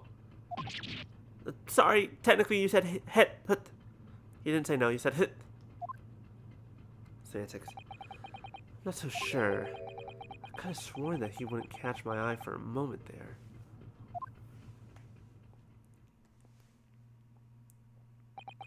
This is enough. I cannot say more now. Oh, It is time for me to report to Captain. You must return to cabin. yeah, alright. Book at the second class area is staying locked at all times. You escape when the lobster whistles on top of the mountain, or as English say, when the pigs fly. I was doing so well, and then I said ply. When the pigs ply, great. When the pigs fly. Yes, I understand. Boo. Good. Now we can investigate this area properly, shall we? Definitely.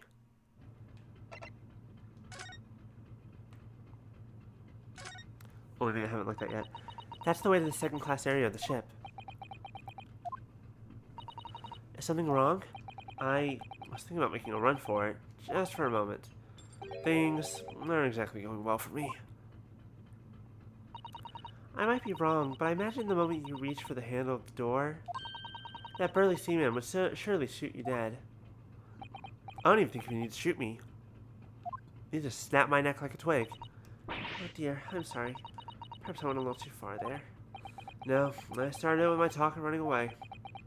There's no way I could run away while Cosmo's death remains a mystery anyway.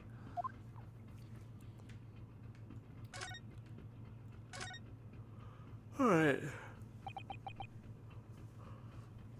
This is it. This is the cabin next to ours.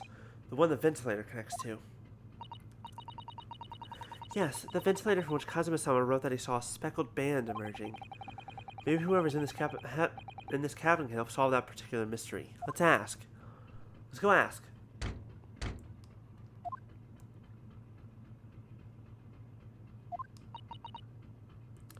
No answer. We're out of luck, it seems. There's no one in there to help with our inquiries. How annoying. Never mind. Oh, I'm slightly delirious. That's weird. I'm sitting down and I lost balance for a second. That was bizarre. What was that? It came from inside the cabin. Such a high-pitched scream. It must have been a woman. Stand aside. Stand aside. I'm about to break the door down. Mr. Sholmes! I shan't be stopped. When the fit is on me, I'll revel in kicking doors off their hinges. Please, wait, Mr. Sholmes. The door doesn't appear to be bolted. It doesn't? Then how the deuce can I just pass this muscular urge? What, pray, can I kick? I think we should go in. It's not time to think about stress relief.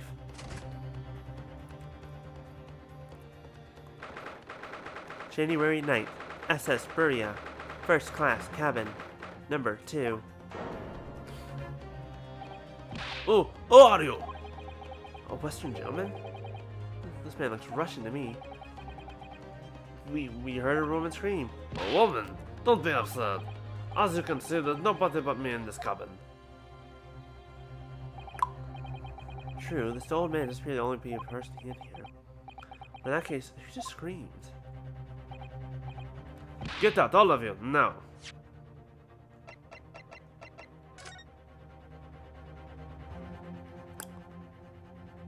He looks a little bit wider than he did in his picture. Please excuse the intrusion, but you're Mr. Grimsley Royal, I believe? Yes, that's me. And you are? I am the one and only, the actual Sherlock Holmes. You've heard of me, no doubt? No.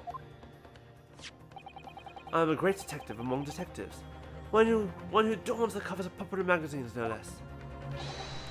So I assure you, you may trust me completely. Many use that magazine like a business card. Detective? I do not trust detectives.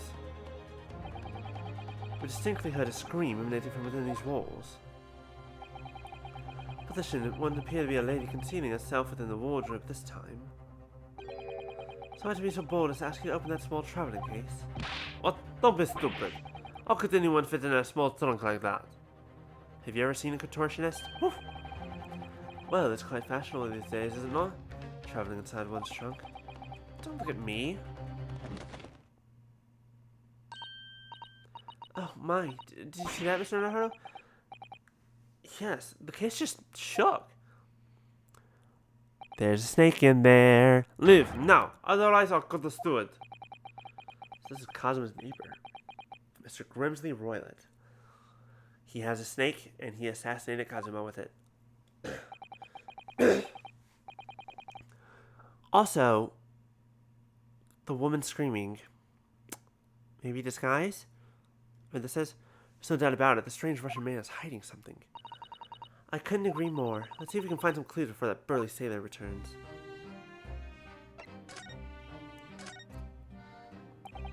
Mr. Roylet, we'd like to talk to you about something. No, Oh, I do not want to talk. Leave my cabin now. ugh, that's going terribly. We're not getting anywhere here. I agree, but there may be someone else who can help. Perhaps that great detective could get somewhere with Mr. Roylet.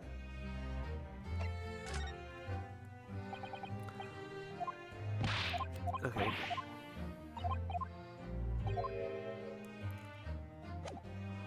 Alright, well, go back to that. Hi, does this look familiar to you? I have a Russian newspaper here. I had the same newspaper in my cabin. Maybe they give it to all first-class passengers. Well, neither of us speak a word of Russian, so we can't read it at all. Would you mind telling us what this article is about?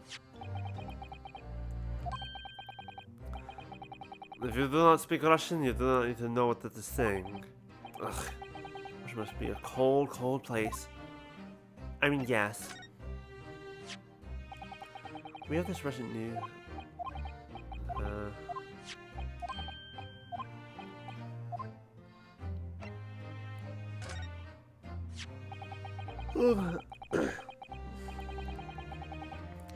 Moments. It's Russian, isn't it? We believe it means wardrobe. Is that right? Yes, that's right. Could you tell us how it's pronounced, please? Topepol. Oh, that was pointless.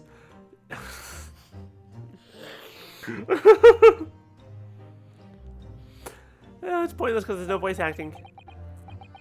It is very sad. Sorry? The steward told me as a young man. Yes, he was my best friend. It's a terrible tragedy.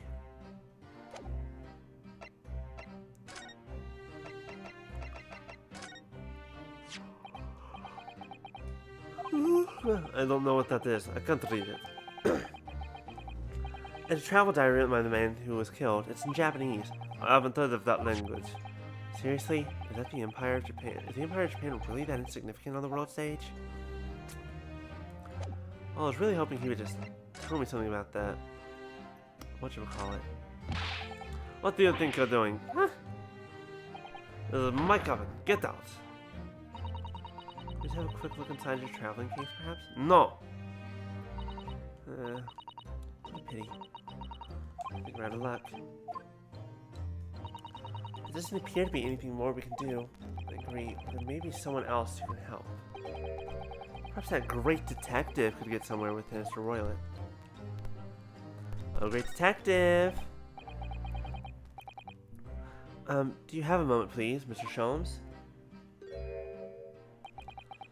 You need only address me as Sholmes. That's what I just did, isn't it?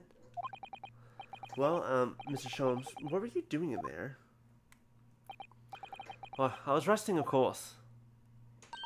Resting? Indeed.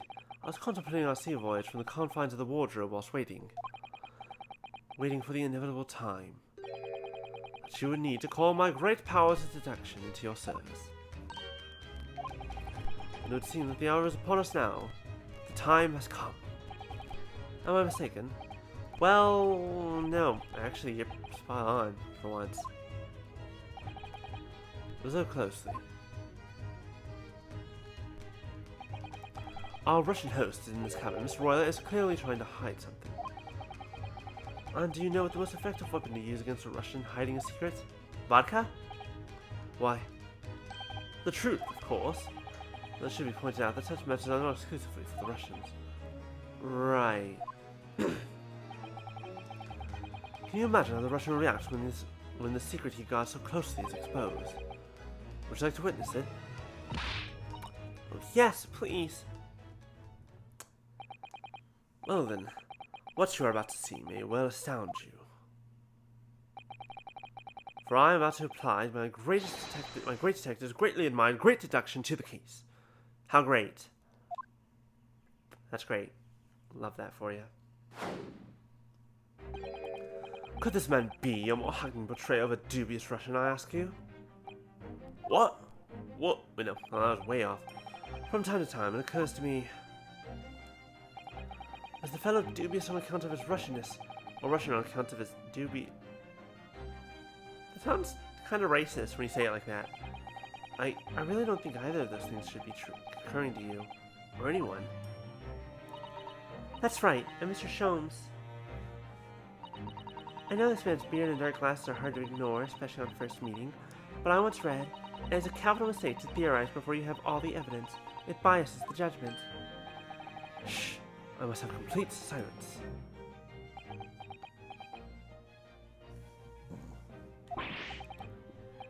What are you doing?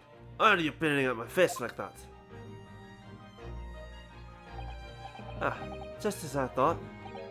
Yes, I have quite made up my mind now. There can be no other explanation that accommodates all the facts. Mr. Roylet, I have reached two incontrovertible conclusions. What do you mean? Number one, your true identity is that of a villain. Uh-oh. Using those shears, you're about to extend in the existence of something most dear. Are you not? And number two, the other conclusion I've drawn, you are, at this very moment no less, in the midst of committing a most grievous crime. All in all, for once, he's actually right? Beneath that beard, your mouth quivers with nervous tension as you realize you have been discovered. Does it not? Oh, not a Horace. I never imagined I would witness one of Mr. Sholmes' great deductions with my own eyes. That was a great deduction? Nothing can deceive Mr. Sholmes. In a single glance, you can deduce all there is to know about a person. What? What an effable twaddle. Oh, yes. I've read all about it countless times in the adventures of Sherlock Holmes. And now I've experienced the astonishing impact of this great deduction firsthand. It's like a dream come true. I could hardly believe it, but all the color is drained from Mr. Roylet's face. Looks like somehow both of Mr. Sholmes' conclusions were right. What the fuck? Oh, good Joe. How could I possibly know such things? You wish to say? Very well then. I shall elucidate. I shall explain how it was that I arrived at this pair of conclusions. So do I cordially invite you upon a journey of logical discovery. Let us board the train of reasoning. Motherfucker's just gonna stab you in the back while you're talking. Put plainly, let us work through my deductions together. Oh, wait, what the fuck? Wait, oh, he's not just gonna tell us? Hello? Old man's identity. So, the dubious-looking Russian, Mr. Royler. Obviously, what catches the eye in the first place is the enormous pile of shares in your hand. Now, we ask ourselves, what could you possibly want with such an implement? The answer, of course, is staring us in the face. You were on the verge of using the shears to cut away the copious What? Now, moving on. The question then begs this. Why would you desire to rid yourself of this magnificent bird, Mr. Roylett? Once again, the answer is plain. We have clear evidence to shed light on the matter. Regard, if you will, this morning's newspaper, in particular the fascinating front-page article. Which, it would appear, you have read also, Mr. Roylett. I did note that was in his pocket. I'm sure it needs no further clarification. The evidence that reveals your true identity is the article about the revolutionary. In translation, the headline reads, Revolutionary violent Bolshevik flees Russia via Shanghai. As you cannot fail to observe, the subject of the article possesses an extremely copious beard. Having noticed the article yourself, you decided to remove your incriminating facial hair before he gave you away. In short, your true identity is beyond doubt. You are the fearsome Russian revolutionary himself, violent Bolshevik. I feel like I lost the accent partway through. Not that I've heard of you myself, you understand.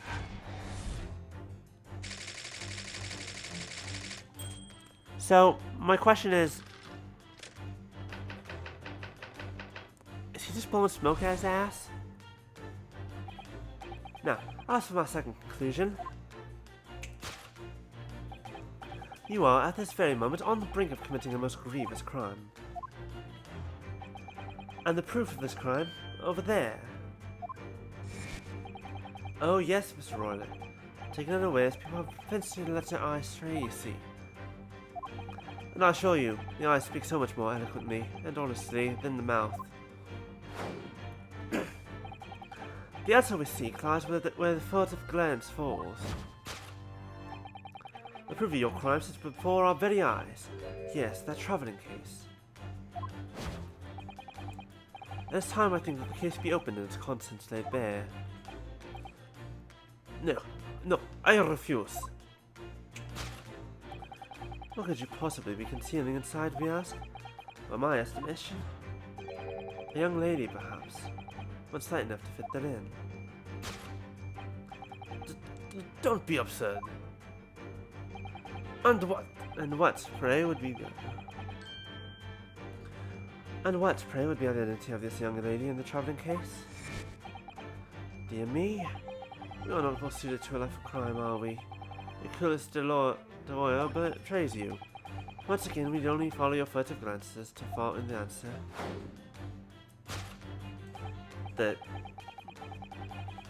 Yes, the reason you refuse to open your travelling case can eloquently be found in the pages of this newspaper. For there is another most stimulating article. If we turn from the fleeing revolutionary to the back page, renowned prima ballerina of the Novovich Ballet disappears from Shanghai. Such a headline can lead us to but one conclusion. Your crime is that of abduction, and according to the article, the young lady's name is Nikolina Pavlova.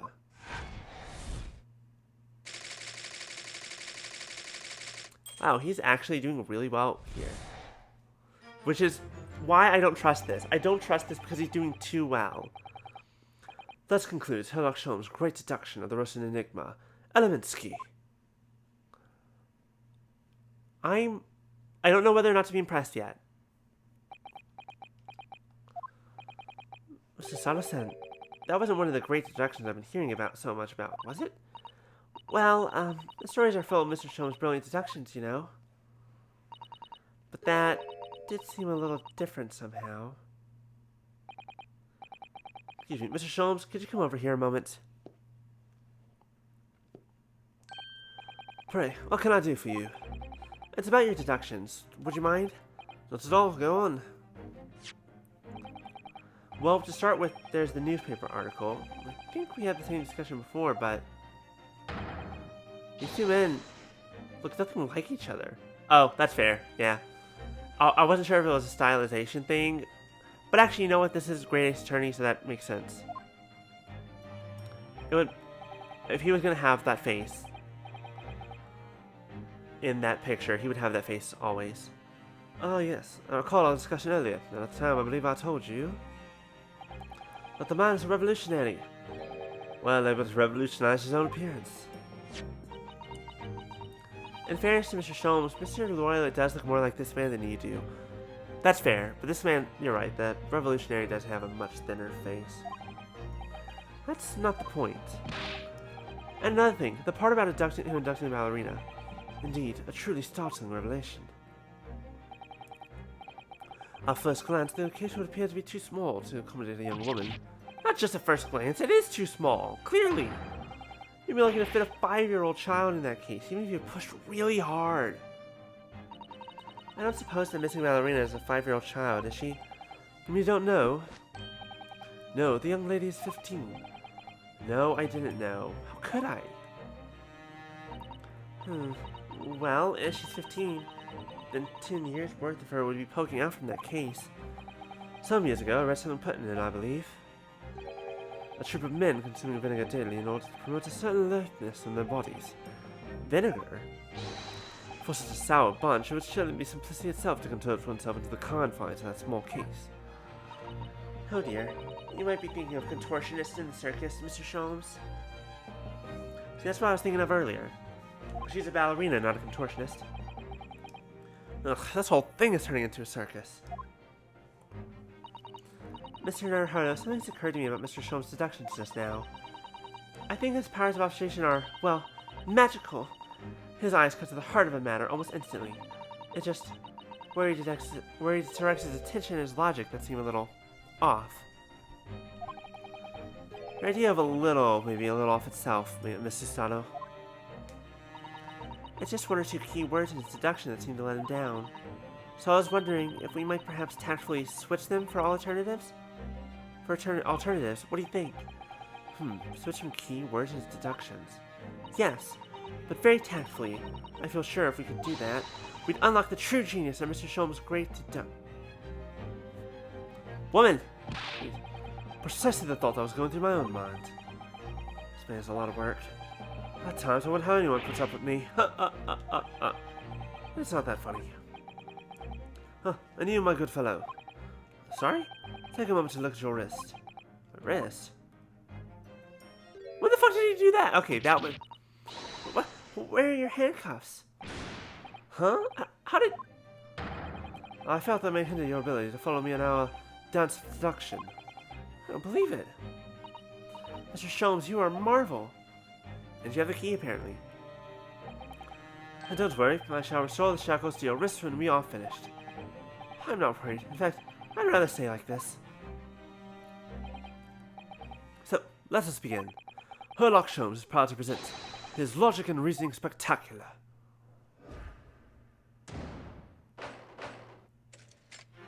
Course correction. Hold it, Mr. Sholmes. A revolutionary on the run.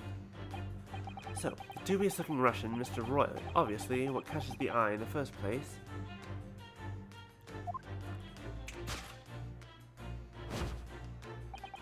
The enormous pair of shears.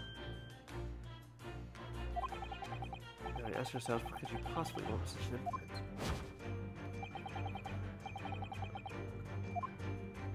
Okay, I thought there might be a minigame associated with this when I start doing the thing, but... Oh, you're covered. Oh, okay, all of the question marks are places where it's like, what? No, not quite. You're a little bit off there, dum-dum. Which really should. I doubt that's something I'll ever have to worry about. It doesn't quite sit right with me, though. It doesn't seem to be sitting right with Mr. Roylett either. Which means, I suppose, that the deduction is wrong. Let's try to switch a key word here in that Hoda-san. See if it helps matters. Alright, but how? I think we should start by taking a long, hard look at Mr. Roylett. I wonder if it's really his beard that he intended to use those shears on. Exactly. If we do manage to find something that seems to fit the sense of Mr. Sholmes' deduction better, then what? Then I'll leave the rest in your capable hands, Naruhodo-san. I'm not the only one to do something about this. Well, anyway, see if there's anything we could even use to switch around that last sentence. What exactly was he really going to use those shears for? What the fuck is this? I did not notice that he had this. We kept seeing him from the front, but oh god, I hate that it's inverse. He's got some long ass hair. What the? What's this? It looks like a cascade of stunning golden locks. No, the color's not the point. The point is, what's it doing on the back of Mr. Roylett's head? How is it growing out from underneath his thick black hair? Well, yes, that's true. So it's aesthetically beautiful and aesthetically surprising. Something's definitely not right here.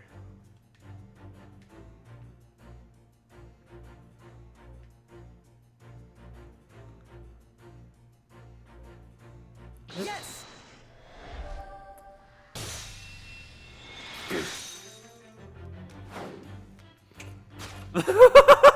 He's taking cues from the idiot. Oh no! You're on the verge of using the shears to cut away the golden locks you sport. Indeed. You'll identify the precise detail I was intending to expose. Such lush golden hair certainly does not befit an old man. You're not a man at all. You're a woman, and judging from the length of sheen of your hair, one still very much in her youth. She is the ballerina! Okay, did I mention that before? I hope I mentioned that before. I hate sounding like I'm coming myself with, like... I think when we first came in, we saw it was just this dude. I was thinking, is that the ballerina? Is like someone disguised, which would be the woman. Oh no. If only I'd managed to cut off my hair, I would have suspected. The question then begs is this. Why would you desire to rid yourself of these magnificent locks? Once again, the answer is plain. We have clear evidence to shed light on the matter. I'm sure it needs no further clarification. Evidence that reveals your true identity is the article about the revolutionary. What? Well, that was a shock. I had no idea the old man was really a young woman in disguise, did you? What? Why are you staring at me like that? Yes, it was a surprise. Naruhodo-san, you're enjoying this, aren't you? I mean, he did do that cool whole pose thing. I thought I was like, alright, you're learning some flair, but whatever. You look like you're in your element as you dance around the room deducing the facts with Mr. Sholmes. I'm just doing what we agreed. I'm not having fun or anything. This is strictly business. Yes, I understand. Say no more. Well, anyway, let's focus on the next part of Mr. Sholmes' deduction, shall we? The evidence that I picked out doesn't affect the facts at all now. No, that's true, given that Mr. Roylett is actually a woman. Exactly, she, can't possibly be this merciless revolutionary. I suppose it's because the deduction as a whole has taken a different direction now. Yes, let's switch the evidence for something else. Something that fits the facts so we now understand them. For some reason, this woman needed to try to hide her true identity. I feel as though I've either read or heard about a young woman in a situation like that recently. Alright, I'll do my best. She wasn't kidnapped, she ran away. Yes!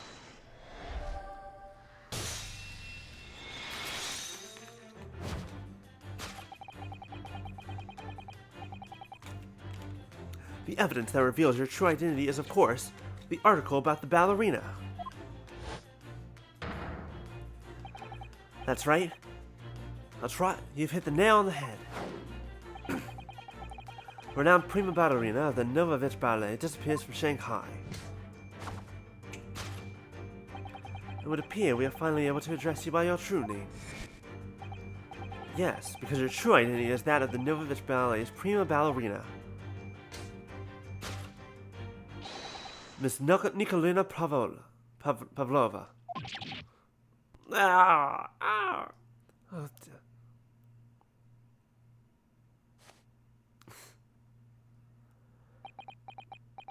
Duh.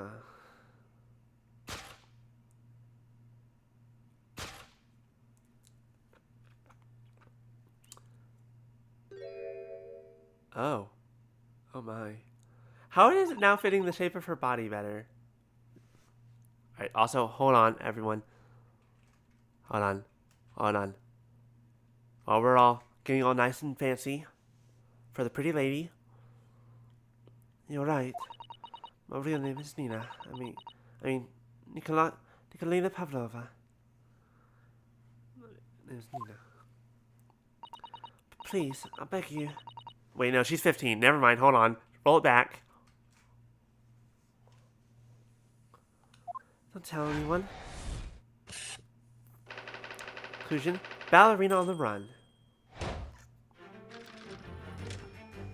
Kidnapping of a young ballerina? Nope. It was... Oh, yeah. It was stealing the tiara. Now, as for my second conclusion. You are, at this very moment, on the brink of committing a most grievous crime. That part's actually true. And the proof of this crime? Over there. Oh yes, Miss Pavlova. Taken unawares, people have a propensity to let their eyes stray, you see? And I assure you, the eye speaks so much more eloquently and honestly than the mouth. The answer we seek lies where the furtive glance falls. The proof of your crime sits before our very eyes. Yes, the traveling case. Nope. This woman is the ballerina. She's right in front of our eyes. So clearly she can't be in that traveling case as well. No, that's right. It seems she wasn't abducted at all. In which case, what is the crime this young woman is apparently committing? I've seen one of step in and fix the great detective's mistake again. You seem to look pleased now, Hana-san. Do you like the idea of another chance to dance around at Mr. Holmes? Barbara Nanaharu would be big gay. Stop it.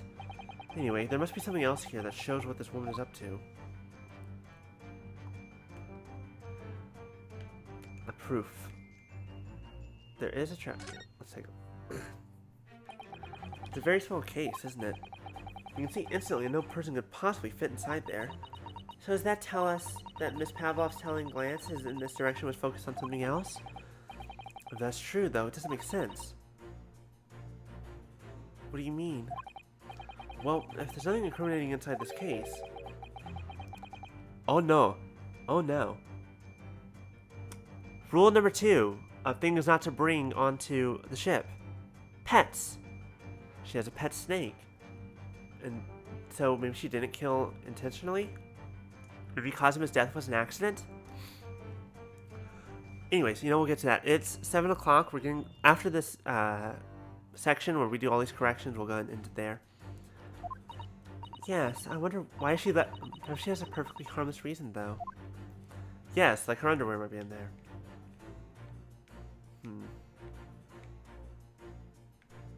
Oh. Oh. How did we...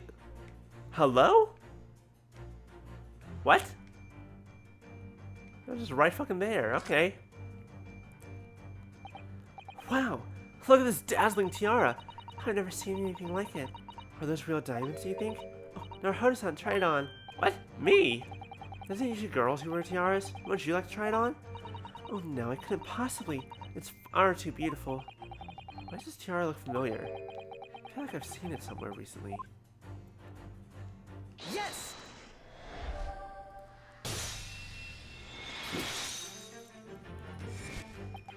The proof of your crime is surely this tiara. I believe this tiara is worn on stage by dancers in the Novelish Ballet, is it not?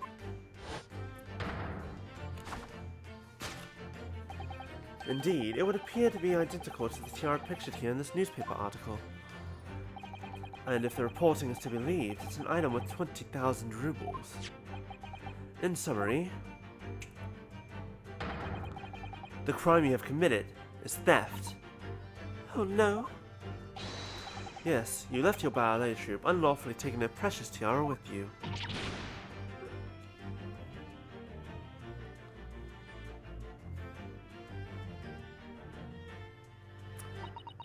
But are you a murderer? Now that's the real question here. I have no one. Oh, no. No one. No family, no friends. I'm all alone and I need money. You are the prima donna. But I did not steal. But I did not. Russian, hold on. But I did not steal the tiara. Nope, I don't know Russian accents very well. But I did not steal the tiara. It was a present from, how do you say, an Earl of Prussia. It belongs to me. This girl is only 15 years old. She's run away all by herself. She must have been extremely lonely. Alright, I will tell you everything. There is no point to hiding it now. Come, let us not be hasty. What? There remains one unsolved mystery about you. Mystery? What do you mean? You have staunchly refused to open this traveling case of yours in our presence. It is reasonable to conclude, therefore, that there exists some reason why you wish it to remain closed. On top of the fact that it was shaking earlier. Is that not so, Miss Pavlova? My dear girl, there's no sense in playing games with me. Nothing escapes my attention. Indeed, I have a very good idea of the contents of your case even before I've ever laid eyes on them. Dear me, we are not well suited to a life of crime, are we? Your careless coup d'or betrays you. Once again, we need only follow your furtive glance to find the answer. Yes, the reason why you refuse to open your case is written on the books in the shelf. He's completely changed tack with his deduction now. I think Mr. Sholmes is adapting his logic to the changing circumstances, don't you? Maybe. Why did he suddenly brought the bookshelf into all this? That's just a wild guess, surely. Oh, do you think so? Does it seem like that's the reason why this young woman doesn't want to open her case? Would have been written in a book that doesn't even belong to her. Yes, that's true. But still, Miss Pavlova certainly did cast her eyes in that direction. I noticed it myself, but there has to be another reason why she won't open her case. And it must be somewhere in the same area if that's where her gaze was involuntarily drawn. I agree that it's the only answer. Whatever she has hidden inside that case should be revealed by following her gaze in the direction of the bookcase. The rules of passage. These are the rules of passage for travel aboard the SS Brodia. Must not keep weapons or other dangerous objects in their cabins. Pets are also strictly forbidden. There's exactly the same notes in our cabin, too. I wonder what happens if you break the rules. Oh dear, I'm sure the punishment would be severe, Naruhodo-san. You'd probably be left to drift in the freezing cold ocean, or shut inside a tiny wardrobe for days on end. Hey! So I've actually been serving time for weeks now, have I? Look, I'm 100% certain I know what this is, so congratulations. You know, it's interesting, the bookshelf in the other room was also like this, so I'm going to just assume it's the snake just doing its thing. Yes!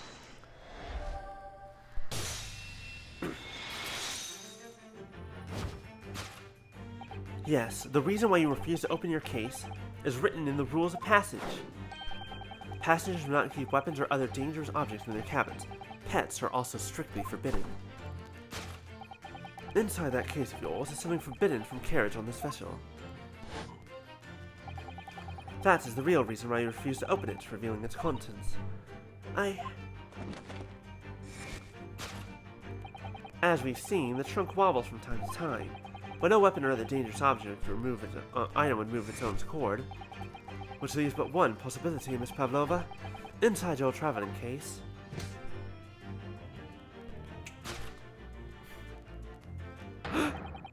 is the last item that says forbidden in the vessel's rules of passage. A pet. These fucking dorks. These fucking dumbasses. At least when we're doing it together, it's a little less stupid. So I think her snake... Prohibited animal. I think her snake definitely killed Kazuma. Someone else might have let it loose. Because it was certainly not... I certainly don't think at this point that it was her fault. But that's something we'll find out next time, because we're about to end it for the night. Thank you all so much for joining me. Yeah, we're going to save it here. Yeah, thank you all so much for joining me. personally, I really like this game. I think it's a lot of fun to keep playing on stream. So, keep doing that. I'll look at my schedule. I'll hopefully have a schedule for streaming next week up tomorrow. Possibly tonight, but definitely tomorrow. What's this? Oh. Yeah. Alright, see you later, Maya. Thank you for coming. Because I'm ending it now anyway, so we're closing up shop for the day. Let me see who's a streaming. So I can do a rating.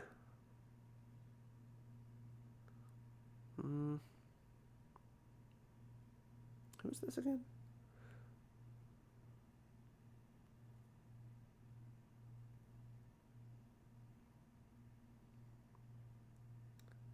No, we're just gonna do Bree. Bree's just an easy choice.